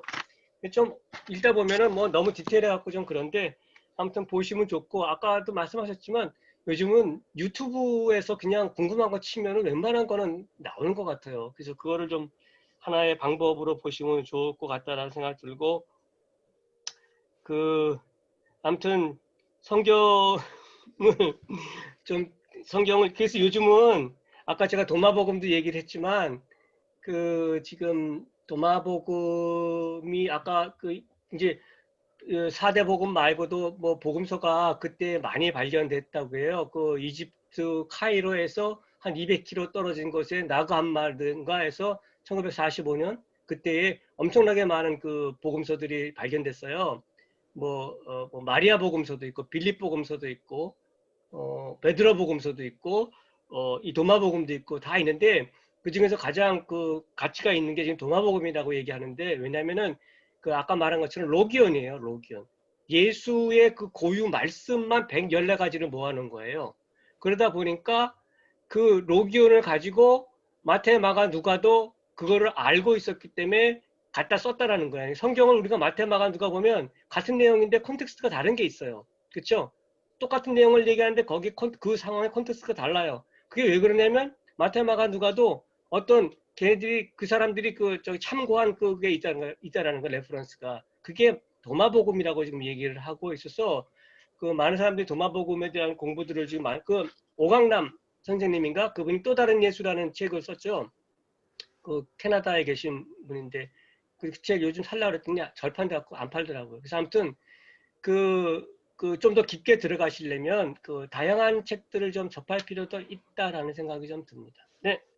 다른 분 혹시 질문?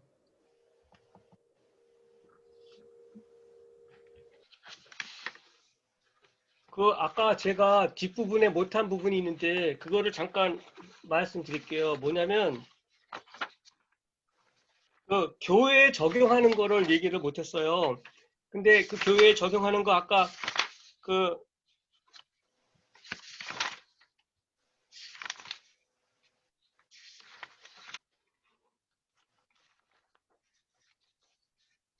교회 적용하는 거 저는 이제 몇 가지 생각했는데, 네, 성경 공부하고 아까 성서 해석, 뭐 설교 이런 부분은 우리 문선진 목사님이 잘 얘기해 주신 것 같아요. 근데 저는 만약 교회를 시작한다고 한다면 그 기존 교회가 있지만 이제 좀 새롭게 하는데 워낙 교회가 크면 좀 쉽지 않겠죠. 어느 정도 된다고 한다면 회복적 정의에 근거한 회복적 교회의 원칙을 정해 나가는 거예요. 교인들이 회중이 함께 우리 교회가 어떻게 가였으면 좋겠다라는 그런 서클 프로세스를 통해서 이 교회 공동체의 지향점, 뭐 그 선교 지향점일 수도 있고 그런 것들을 만들어 간다라는 거예요. 그게 우리가 교회개혁 실천연대라는 우리나라에 있는 단체에서 사실은 각 교회마다 정관 만들기 운동을 했거든요. 교회가 정관이 있으면 좋겠다. 목사님들, 장로님들이 임기가 있어요. 뭐 65세, 70세인데 그 정관 같은 걸 만들어서 꼭 그거 안 지키고 좀 일찍 조기 은퇴해도 돼요. 그 젊은 사람들한테 또 자리 넘겨도 좋고 또는 뭐 몇 년마다 그 신임을 받는 거. 사실은 그냥 지금 장로교법이라든지 감리교법에서는 신임 받는 것도 없고 그냥 70살까지 그냥 가는 거거든요. 근데 그렇지 않고 그 교회가 그런 정관을 만들어서 그 대신 장관을 임의로 만드는 게 아니라 회중이 다 참여해야 되겠죠. 물론 숫자가 많으면 100% 다 참여하는 게 아니라 어떤 부분에서는 대표성을 갖고 참여해야겠죠. 청년부도 있고 뭐 다양하게 있을 수 있잖아요. 이렇게 해서 정관 만들기 얘기를 우리가 개혁 실천연대에서 많이 했는데 그 운영 규칙을 만들 때 서클 프로세스로 했으면 좋겠다라는 거예요. 그 이야기들 다 듣고 그리고 의사결정 구조라는 거죠. 교회마다 당회, 재직회, 공동의회 또 각 부서마다 청년부, 뭐 주일학교 이런 부서들 있잖아요. 거기도 사실은 다들 위에서 그냥 이렇게 내려오는 것들이 많은데 그것도 다 서클 프로세스를 적용을 해서 신뢰 서클과 어떤 어려움이 있으면 이해 서클과 문제가 있으면 문제 서클. 그 문제가 있으면 사실은 누가 그러더라고. 문제가 있으면 그걸 이해로 풀어야 되는데 싸움으로 푼다고 얘기를 하더라고. 싸우지 말고 이해로 풀어라. 그 다음에 갈등이 있을 때 아까 이제 조금 하셨는데 교회에 갈등 많잖아요. 교회 지금 대한민국 법원에 그 소송된 거에 17%가 다 교회 관련된 거거든요. 그리고 교회에서도 얼마나 싸움들이 많아요. 그랬을 때 사실 이게 회복적 정의가 그런 거기 때문에 갈등 전환하는 거기 때문에 그런 것들이 좀 됐으면 좋겠고 적어도 교회 집사님들 이상 그 저기 디아코니아 하겠다는 사람들은 회복적 정의를 배워야 돼요. 그래서 아까 바나바 얘기했지만 알지연이 돼야 돼. 그렇게 해서 봉사해야 된다는 거죠. 그런 생각도 좀 들고요. 아까 설교 메시지는 나왔고 성경 공부도 나왔고요. 성경 연구는 주로 저는 그 공간 복음을 주로 했으면 좋겠어요. 물론 이제 아까 구약도 얘기했는데 우리가 일반적으로 구약을 우리 한국 사람은 구약이라고 하지만 다른 데서는 그냥 히브리 바이블이라고 그러거든요. 히브리 바이블. 히브리인들의 바이블이라는 거죠. 근데 구약은 올드 테스트먼트예요. 옛날에 약속한 건데 신약이 왔으면 누가 그러더라고요. 새로 약속했으면 옛날 건 없애야 되는 거 아니냐. 왜 올드 테스트먼트도 있고 뉴 테스트먼트 있냐 그런데 뉴 테스트먼트 중심으로 설교하고 성경 공부했으면 좋겠고 구약은 그것들을 더 이해하는 하나의 그 참고로 봐야 되지 않을까. 저는 그렇게 생각해요. 근데 모르겠어요. 많은 교회들이 구약을 설교 많이들 하시더라고요.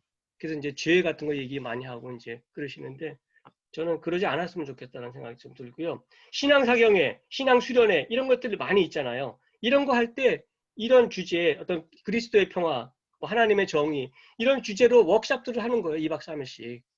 워크숍을. 누가 강사가 와서 막 이렇게 뭐 유명한 사람이 와서 설교하고 그 설교하고 간 사람들 뭐 1,000,000원씩 주고 이런 거 하지 말고 그냥 그 교회 안에서 다 할 수 있거든요. 아까 아나베프티스트 얘기했잖아요.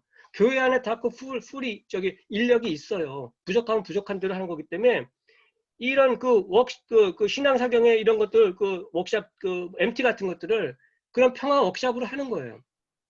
그렇게. 모토로 외부 강사 불러다가 돈 줘요. 왜냐면 자기도 거기 가서 또 설교해서 돈 받고 이런 얘기 하면 안 되지. 자, 아무튼 그 구역공과 공부 같은 거, 구역장 교육, 리더십 교육 전부 다 여기에 나는 회복적 정의 이런 것들이 반영됐으면 좋겠다라는 거예요. 구역공과 공부 같은 거. 그다음에 교회 건물, 구조 이런 것도 저는 그 서클 이거를 개념을 좀 넣었으면 좋겠다. 그래서 교회 안에는 이 서클 스페이스가 있어야 돼. 서클 프로세스를 할 수 있는 공간을 좀 만들었으면 좋겠다라는 거. 그런 공간이 있어서 교회의 어떤 것들이 좀 논의하고 할 때 그런 공간을 활용해서 했으면 좋겠다라는 생각 들고요. 지역 선교 같은 것도 마찬가지예요. 지역 선교도 교회 안에 지역 선교를 위한 서클 공간을 만들어야 돼요. 아까 서클 공간 만들면 여기 이제 피스빌딩 오신 분들은 그 피스빌딩에 서클 카페라는 거 있잖아요. 교회도 그런 공간을 만들어서 그 서클 모임을 할 수 있도록 교회도 사용하고 지역사회에서도 그거를 같이 사용할 수 있도록 코먼 그라운드를 만들어야 돼. 요즘 뭐 공적 신앙 많이 하기 전에 퍼블릭 퍼블릭 스페이스를 만들어줘야 된다는 거죠. 교인 아닌 사람도 왔다 갔다 할 수 있도록. 그게 요즘 교회에서 뭐 빵집이나 커피점 운영하는 건데 그런 장사도 하지만 실질적으로 그 사람들이 쓸 수 있는 공간을 만들었으면 좋겠다. 그리고 지역마다 아시는 것처럼 사회복지센터들이 있어요. 청소년 센터, 뭐 여성센터, 노인센터, 장애인 복지가 다 있잖아요. 그런 데에 사실은 교인들이 이런 회복적 정의를 배워가지고 거기에 봉사하다 가야 돼. 자원봉사로 가서 그런 활동들을 좀 해야 되지 않을까. 그게 저는 디아코니아가 아닌가라는 그런 생각이 들고, 지금 이제 우리 회복적 정의협회에서 하는 거는 지역교육청, 경찰청 뭐 연결해갖고 여러 가지 하지 않습니까? 이런 거에 우리 교인들이 교육을 좀 적극적으로 한국교회 교인들이, 집사님들이 좀 받아서 아까 말한 알지연, 바나바, 또 다른 바나바들이 됐으면 좋겠다라는 게 제 생각입니다. 네. 너무 많이 얘기했네요. 네? 또 다른 질문 있으신가요? 채팅에 질문이 하나 나왔거든요, 네. 목사님. 황필규 목사님께 질문한다고 말씀하셨는데, 네. 아까 회복적 뭐 사법, 회복적 교육, 경찰 등 파트로 나눴을 때 회복적 네. 교회 활동이 제일 더디다라고 네. 하셨는데, 무종교인으로서 교회는 말씀대로 회개하고 서로 용서하는 문화라고 생각되어 회복적 정의 실천이 가장 앞서지 않을까 했는데, 이게 왜 이렇게 됐는지, 한국교회 문제인가요? 네. 하셨습니다. 그거는 이제 글쎄 뭐 사무국에서도 얘기할 수 있지만, 이 회복적 정의라는 게 나오고 회복적 정의 운동이 시작된 게 사실은 그 교도소에서 시작이 된 거예요. 그래서 교도소에서 시작이 되고, 특히 이제 청소년들의 어떤 범죄 이런 것들 속에서 이 회복적 정의라는 그런 개념이 들어가서 이 친구들을 그냥 어떤 교도소로 보내는 것이 아니라 어떻게 하면 사춘기라든지 어린아이에 사실 교도소 간다고 해서 그게 교정이 되지 않잖아요. 조두순 사건도 마찬가지고, 그렇게 오래 살았으면 교정이 됐으면 모트로 걔 나오는데 뭐 30개씩 CCTV를 달겠어요. 근데 이제 젊은 아이들, 청소년들 같은 경우는 이런 회복적 정의 패러다임이 들어가는 게 뭐냐면 피해 회복이거든요. 그래서 피해자가 가해자하고 만나서 관계를 회복하는 이런 패러다임이 있기 때문에, 일반적인 우리 사법은 그냥 죄가 있으면은 그 사법부가 유죄 무죄를 판결하잖아요. 그래서 이게 사실은 회복적 정의라고 우리가 표현을 쓰지만 영어로는 restorative justice이기 때문에 회복적 사법이에요. 그냥 거기에서 이게 시작된 거기 때문에 교회는 사실은 약간 좀 뒤에 가 있는 거죠. 그런 의미에서 회복적 교회 이런 것들이 좀 뒤에서 지금 가고 있다. 근데 이 회복적 정의의 패러다임 이런 것들이 교회 공동체에도 적용이 되고 반영이 되면 더 이렇게 교회가 정말로 건강한 교회가 되지 않을까, 그런 차원에서 얘기한 겁니다. 네, 감사합니다. 질문해 주셔서요. 저도 조금 더 네. 덧붙이고 싶은 말씀이 있는데, 지금 질문하신 분이 교회에서는 용서나 화해에 대한 이야기가 나올 것 같은데 왜 교회는 그런 회복적 정의를 실천하는 일이 이제 뒤처져 있냐, 이런 질문이라고 이해를 하고요. 네네. 일단 아까 제가 말씀드렸던 것처럼 성경 자체에 예수님을 중심으로 우리가 성경을 이해한다면 우리의 삶이 예수님을 닮아서 그런 용서와 화해, 평화를 추구하는 삶으로 이어져야 되거든요. 근데 이 성경을 이해하고 해석하는 이 세계관에 변화가 생겨요.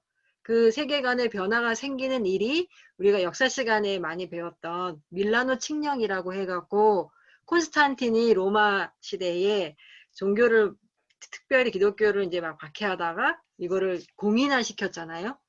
그리고 몇 년 뒤에는 기독교가 국교화가 됐습니다.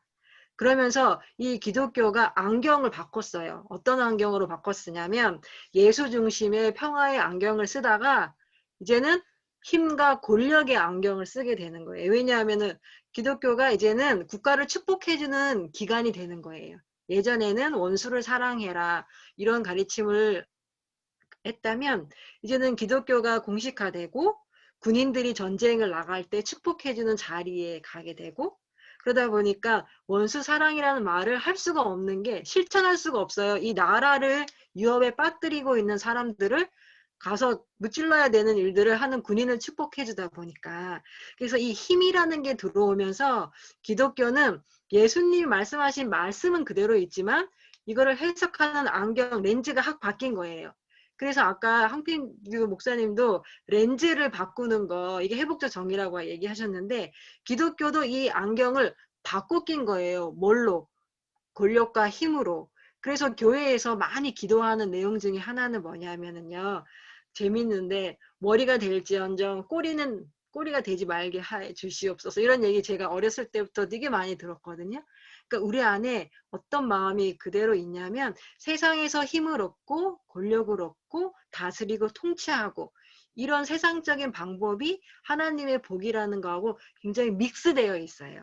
그래서 교회가 계속 작은 교회를 하는 목사들을 보면 불쌍하게 여겨요. 지금 교회가 되게 성도님들이 작잖아요.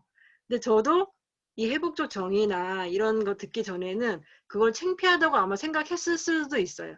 왜냐하면 이 마인드셋이 뭐냐면 큰 교회를 하는 거 또는 큰 차를 몰고 다니는 거, 성도님들이 많은 거, 이게 축복이라고 느꼈을 수 있기 때문이에요. 근데 지금 한국교회가 그 안경을 못 벗은 거예요. 그래서 예수님이 말씀하신 하에는 얘기하는데 그게 실천이 따라가지 않으니까 자꾸 다른 이야기를 덧붙여갖고 변명하고 새로운 이론을 만들어내고 지금은 급기야는 개독교라는 말을 듣게 됐잖아요. 그래서 기독교 안에 회복적 정의가 실현되는 게 예수님의 뜻이었는데 이게 렌즈가 너무 달라졌고 너무 뿌해졌어요. 그런 의미에서는 많이 뒤처졌다라고 말할 수가 있는 것 같아요. 네, 감사합니다. 또 다른 질문 있으신가요? 사실은 아까 어떤 분이 여기다가 채팅방에다가 전도의 방법으로는 어떻게 쓸 수 있을까요?라고 사실은 누가 하셨어요. 근데 이제 어떻게 보면 제가 이해할 때는 전도의 방법이 달라져야 되는 거죠. 옛날에는 이제 사형리라고 해서 많이 전도를 했지 않습니까? 근데 죄의 관점에서 전도하는 거죠. 너는 죄인이다. 하나님께서 예수님을 보내서 이제 그 죄를 사해줬다. 그래서 예수님을 열심히 믿고 이제 구원받아서 하늘나라 간다는데 회복적 정의는 그 이야기를 하고 있지는 않잖아요. 그게 이제 조금 아까 말한 교리인데 어떻게 보면 우리 예수 중심으로 가고 있기 때문에 예수님의 삶과 예수님의 행동을 우리가 사실 이야기해주고 더 정확하게는 우리가 그 예수님의 말과 행동을 따라서 살아가야 되죠. 그럼으로써 전도가 되는 거죠. 많은 예들이 있지만은 저 친구 하나가 이제 재밌는 얘기를 했어요. 그 친구는 신학교에서 만난 친구인데 자기가 너무 힘들었대요. 사는 게. 근데 어떤 여자분이 되게 이렇게 밝고 행복해 보이더래요. 그래서 그 여자한테 찾아가가지고 나는 되게 삶이 힘든데 당신은 왜 이렇게 무엇이 당신을 그렇게 밝게 해줍니까? 그랬더니 그때 그 여자분이 나는 교회를 다닙니다. 나는 예수님을 믿습니다. 그랬대요. 그래서 자기가 그때부터 교회를 다니기 시작했고 그 친구가 장로의 신학대학 저하고 같이 신학을 공부했는데 같이 그 졸업을 했어요. 아주 유명한 사람이야. 이름은 얘기 안 하겠습니다. 그러니까 그런 거라는 거죠. 그러니까는 그 여자분이 예수 믿으세요. 예수 믿으시면 천당 갑니다. 그렇게 얘기한 게 아니라 그 여자분이 열심히 재밌게 행복하게 살았다라는 거, 즐겁게 어떤 상황에서도. 근데 그런 거라는 거 저는 그렇게 보여야 되지 않을까? 그러니까 여기서 저는 아까 메타노이아 회개를 얘기를 했는데 회개가 생각을 바꾸는 거라고 그랬잖아요. 여기 회복적 정의는 렌즈를 바꾸는 거 같은 얘기인데 끊임없이 우리가 어떤 생각을 바꾸면서 그걸 살아갈 때에 뭔가 어떤 그것이 전도 아닌가? 저는 그런 생각이 좀 들어요. 그럼 이제 하나님 나라 얘기를 하는 것은 잘 모르겠어요. 하늘나라 가보지 않았는데 하늘나라 누가 여기 그랬더라고. 도마복음에 나와 있는 건데요. 하나님의 나라가 하늘에 있으면 새들이 제일 먼저 가고 하나님의 나라가 바닷속 깊이 있으면 물고기들이 제일 먼저 간대요. 그러니까는 하나님의 나라는 그런 개념이라기 아니라 사실은 누가복음 17장에도 나와 있지만 우리들의 마음에 있다라고 그러잖아요. 그러니까 하나님의 형상대로 지음받은 우리가 있다고 한다면 내 하나님의 나라는 내가 내 안에 있는 하나님의 형상을 발견할 때 하나님의 통치, 아까 말한 마실레이아, 하나님의 나라, 하나님의 통치가 하나님의 정의가 작동된다라고 봐야 되는 거죠. 그렇기 때문에 영적인 거죠. 하나님은 영이시니까. 설교가 됐네. 아무튼 그렇게 이해를 하는 것이 더 지금 시대에 맞다고 봅니다. 과거에는 기독교가 이렇게 더 되지 않았을 때는 전도하기 위해서 열심히 한국교회가 초창기에 열심히 했지만 지금은 그렇게 전도하는 거는 너무 유치하다고 생각해요.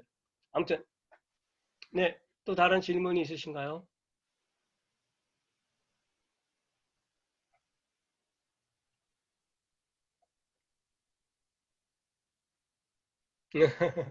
예, 아무튼 코멘트이신 것 같고요. 저도 전도에 대해서 조금 더 말씀을 네네, 해주세요. 드리면은, 네. 네, 이렇게 복음주의 계열에서 특별히 이제 기존 교회라고 제가 설명을 한다면, 이게 전도가 굉장히 중요한 그리스도인의 어떤 의무 같이 여겨졌고, 사랑과 전도로 이 성경 전체를 꿰다고 배움을 받은 것 같아요. 그래서 베드로하고 고넬료, 백부장 고넬료의 이야기도 항상 어떤 렌즈로 봤냐면은 이 사람을 전도했다. 이 사람을 그리스도인으로 만들었다. 이런 렌즈로 봤는데 아나베프티스트 학교 갔더니 렌즈가 달라져 갖고 베드로가 그 당시에 로마군의 어떤 장교였던 백부장 고넬료하고 화해의 악수를 청하고 평화의 복음을 전했다. 그 평화를 거기서부터 시작하면서 예수님의 복음이 로마에 전달되어지는 원수를 사랑하는 그게 이제 시작이 되었다. 이렇게 이야기하는 것을 봤거든요. 그래서 이 전도라는 이 틀이 강하게 제 안에 있었고 그거는 마치 다른 사람이 동의하든 안 하든 일단 막 전해야 되는 그런 거라고 생각했는데 이제 그런 것들을 벗고 보니까 그 전도라는 게 지금 황 목사님 말씀하신 것처럼 친구가 되어지고 내가 그 사람의 이야기를 충분히 들어주고 공감해주고 이러는 것도 전도의 굉장히 중요한 한 파트였어요. 왜냐하면 그 사람의 삶의 무게라든가 그 사람의 삶의 현장에 대해서 알지 못한 채 예수 믿어 교회 나와 이렇게 얘기하는 게 굉장히 폭력이 될 수 있다라는 생각을 했어요. 마음의 준비가 전혀 안 됐는데. 그래서 지금 KC에서 하는 일 중에 하나는 뭐냐면 유학생들 강원대에 춘천에 있는 강원대 유학생들이 한 10분의 1이 있거든요. 대부분이 이제 아시안일에서 한국 사람처럼 보이는데 많은 유학생들이 있어요. 근데 저희가 그 교회들이 굉장히 많이 들어가서 유학생들에게 뭐 맛있는 것도 주고 초대도 하고 그러는데 목표는 뭐냐면 교회를 데리고 가는 거예요. 그래서 유학생들이 크리스찬이라 그러면 다 절레절레 해요. 왜냐하면 이 선한 어떤 의도가 보이지가 않고 자기들 데려가려고 하는 게 이제 다 파악이 된 거예요. 그래서 이제 KAC는 어떤 일을 하냐면 종교가 힌두교든 또는 뭐 이슬람이든 불교든 관계없이 다 모으는 거예요. 다 모아서 같이 밥 먹고 한국어 배우고 그리고 심지어는 그 아이들이 가지고 있는 종교에 대한 이야기를 들어줘요.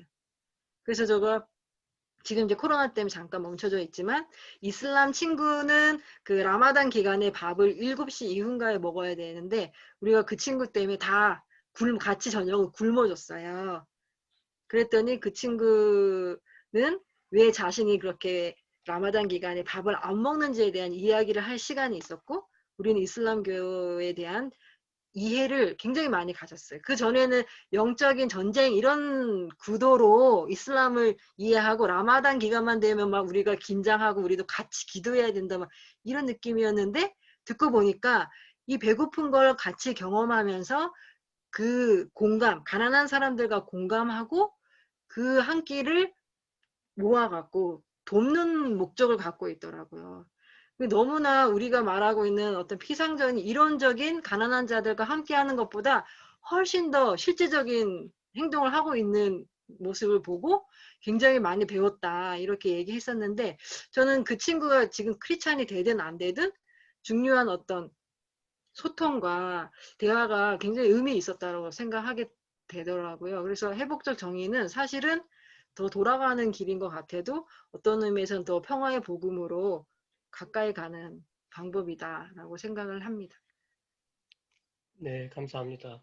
혹시 다른 질문이나 또 이렇게 이야기 들으면서 좋은 통찰 있으시면 나누면 좋을 것 같습니다.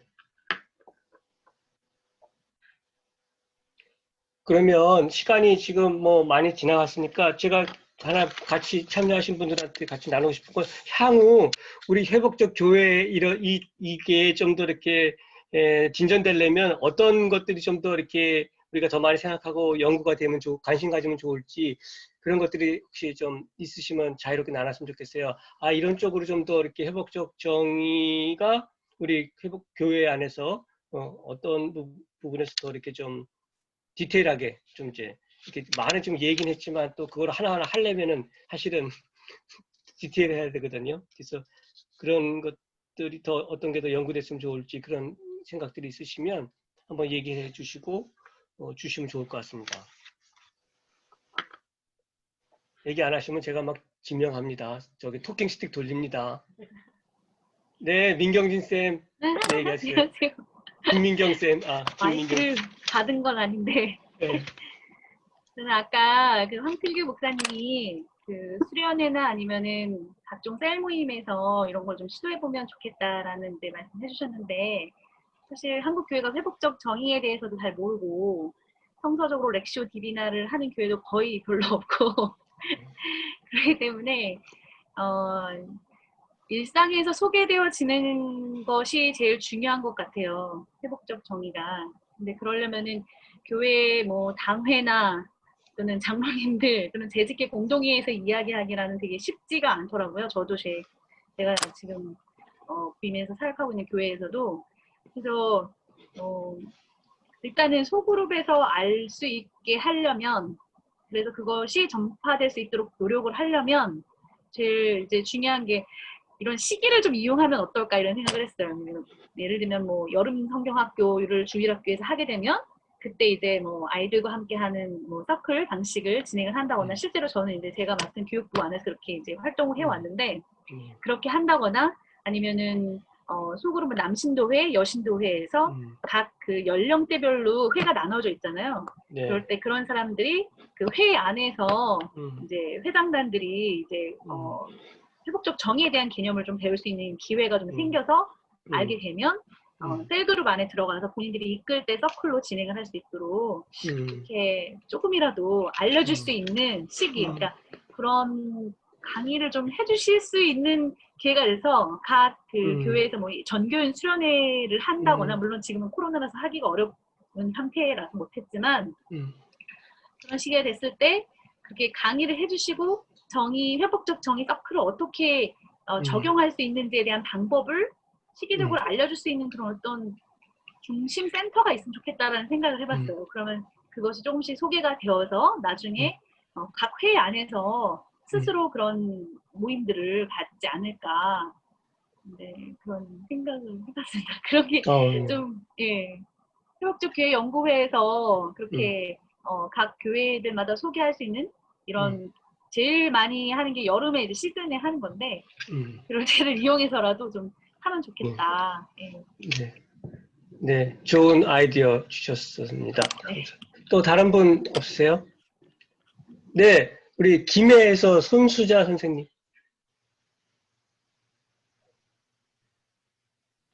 네. 네, 저는 교회가 굉장히 좀 작거든요. 네네.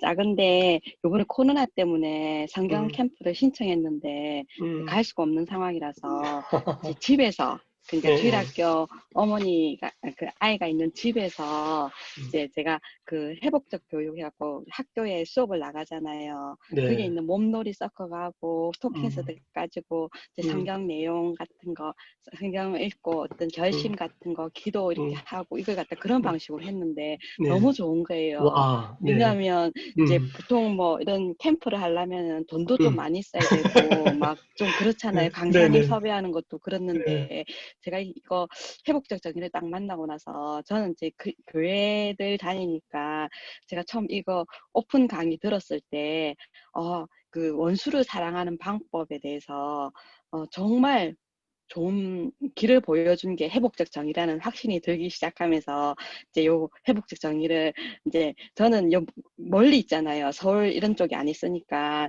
그러니까 배울 수 있는 방법이 없으니까 회복적 정의에 관한 책을 엄청 많이 샀어요.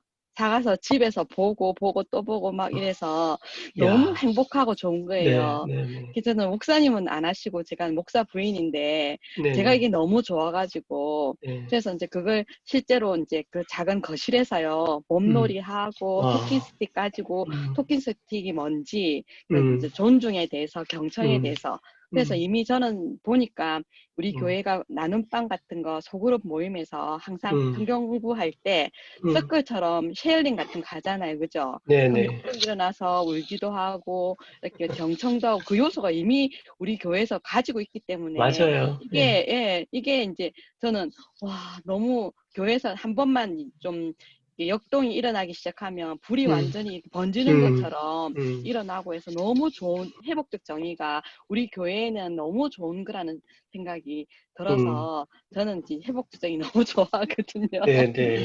예, 그래서 저는 요번에 이제 그 거실에서 아이들하고 몸놀이하고 그러니까 회복적 생활에서 나오는 몸놀이하고 토킹 스틱 가지고 성경 공부하고 찬양하고 뭐 이렇게 했는데 너무 좋았어요. 예, 그래서 우리 교회 이제 교회에서도 성경 공부나 이런 수련회 이런 것도 충분히 이렇게 할 수 있으면 평신도도 누구나 다 인도할 수 있는 맞아. 그런 그런 너무나 좋은 도구라고 생각을 해요. 그래서 제가 바라기는 우리 교회들이 전부 다 이런 소그룹이 살아야지 전체가 살잖아요, 그죠? 그래서 소그룹에서 이 사건을 이미 하고 있으니까 이제 기본 요소들을 좀 제대로만 조금만 갖추어서 하면 너무 좋고 역동이 일어나고 좋은 것 같습니다. 너무 감사합니다. 이상입니다. 감사합니다. 네. 네. 어떻게 이제 기회는 한 분 정도 남은 것 같습니다. 한 분 정도 뭐 질문이든 코멘트든 또 어떻게 새롭게 배운 게 있다고 한다면 그걸 말씀해 주시고 우리 사무국으로 마이크를 옮겨서 사무국에서 이제 우리 안경은 우리 사무국장님께서 이렇게 마지막 매듭을 짓겠습니다. 한 분 기회 있어요. 한 분. 제가 이렇게 지명을 할까요? 지금 보니까 저기 손창진 선생님 있으시겠어요? 네, 감사합니다. 열어주세요. 손창진 선생님, 목사님이시. 네. 예, 안녕하세요. 네. 저는 제가 조금 늦게 들어와가지고 앞에 부분 네. 강의를 사실은 제가 못 들었거든요. 네. 네, 회복적 정의에 입각한 우리 교회 활동에 대해서는 저희 교회에서는 이렇게 서클이나 이게 중고등부 아이들 데리고 네. 어떤 그 사안을 얘기하고 그럴 때 서클을 이렇게 좀 해봤어요. 와. 그런데 아이들이 정말 좋아하고 내 의견이 반영이 되기도 하고 내 얘기를 들어주는 그런 거에서 존중감을 받는 네. 그런 느낌에 대해서 아이들이 참 좋게 평을 해주고 네. 이렇게 공부하고 이렇게 만나는 것이 너무 좋다. 네. 우리는 중고등부에서 아이들 중심으로 우선 좀 하고 있어요. 네. 물론 이제 집사님들과 함께도 공동체 모임 그리고 또 좀 이걸 시도해 보려고 아직은 하고 있는 중인데 네. 여러 가지로 좀 그 마음이 열려지는 그런 느낌을 많이 받고 있습니다. 저도 회복적 정의 이거 공부하면서 제 삶의 어떤 그 방향성이라든지 새롭게 출발하는 어떤 새로운 문이 확 열리는 그런 느낌이 들어서 네. 저는 그동안 살아왔던 것에 대해서 굉장히 많이 아쉬운 그런 마음을 가지고 지금 접하고 있습니다. 우리 교회에서도 이런 좀 서로 존중하고 그리고 자기가 교회에서 어떤 일을 했든지 간에 그 일로 인해서 일어난 일에 대해서 스스로 책임을 질 수 있는 그런 생각을 가지고 교회 일에도 좀 같이 참여하고 열심히 하면 좋겠다 그런 생각을 좀 해봤고요.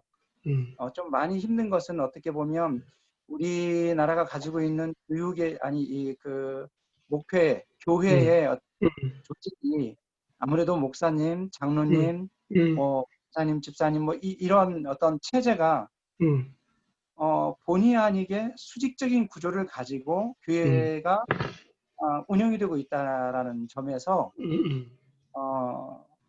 다는 그렇지는 않으시겠지만 목사님들이 가지고 있는 절대적인 어떤 권위의식 내지는 하느님으로부터 이렇게 부여받고 또 안수통해서 그거를 이렇게 뭐 대로 받았다라고 그렇게 표현해야 되나? 하여튼 안수받고 그걸로 인해서 이렇게 교회를 하나님의 말씀으로 기도 가운데 이렇게 다스려가고 있다라는 것이 굉장히 강하거든요. 네. 그래서 그런 어려운 부분들을 결정을 하고 교회 일을 결정해 나가는 그런 부분에 있어서는 상당히 많이 열려지고 깨져야 되는 부분이 아니겠나 네, 그런 생각을 좀 해봤습니다. 그걸 어떻게 열어가는 게 좋을까 그런 고민을 좀 해봅니다.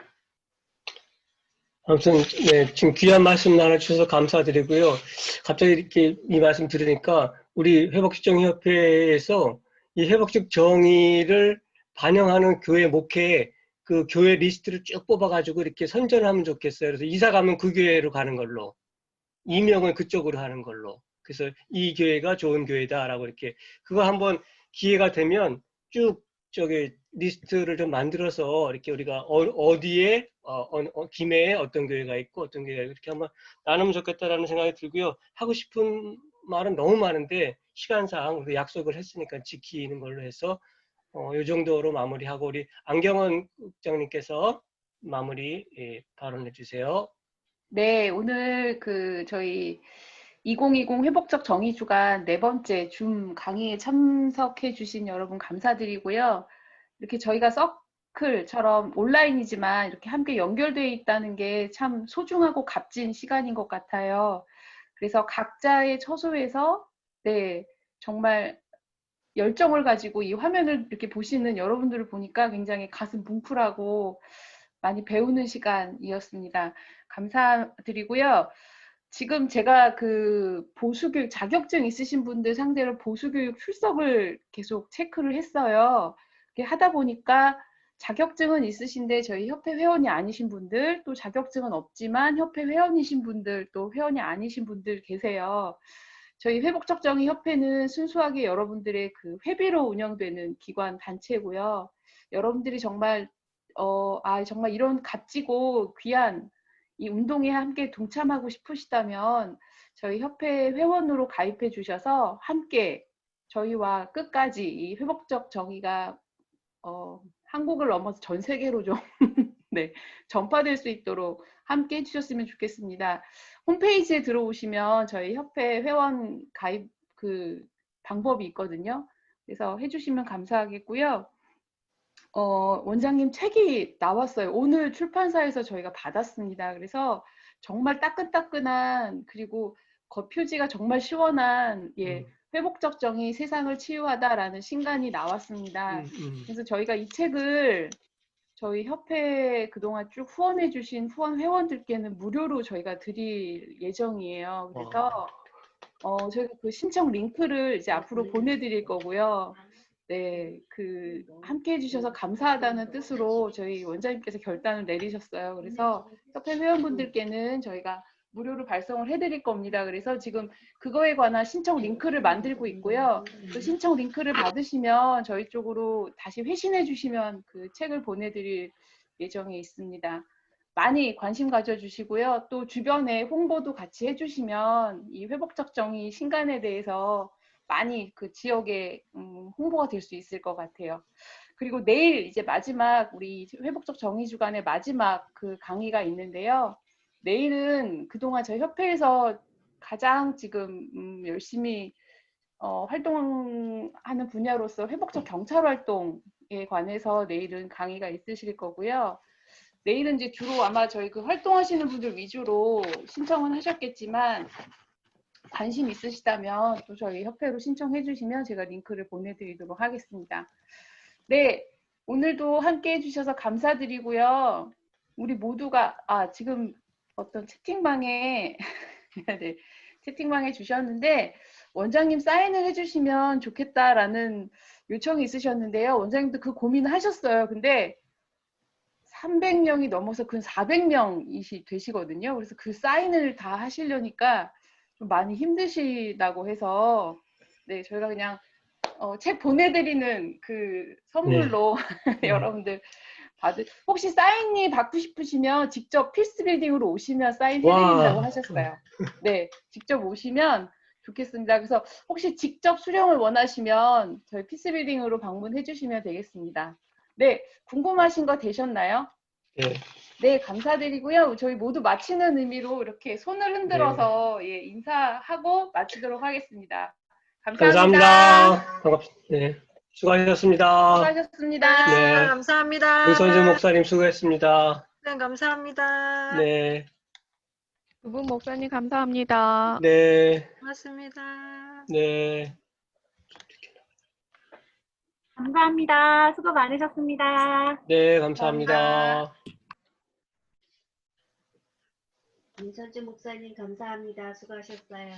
아이, 고맙습니다. 좋습니다. 네, 아이고, 사무 우리 김기찬 쌤도 감사합니다. 네. 고맙습니다. 네. 고맙습니다. 기찬 쌤 제가 할 말이 있는데 조금 마지막까지 네. 있어주실래요? 네. 네.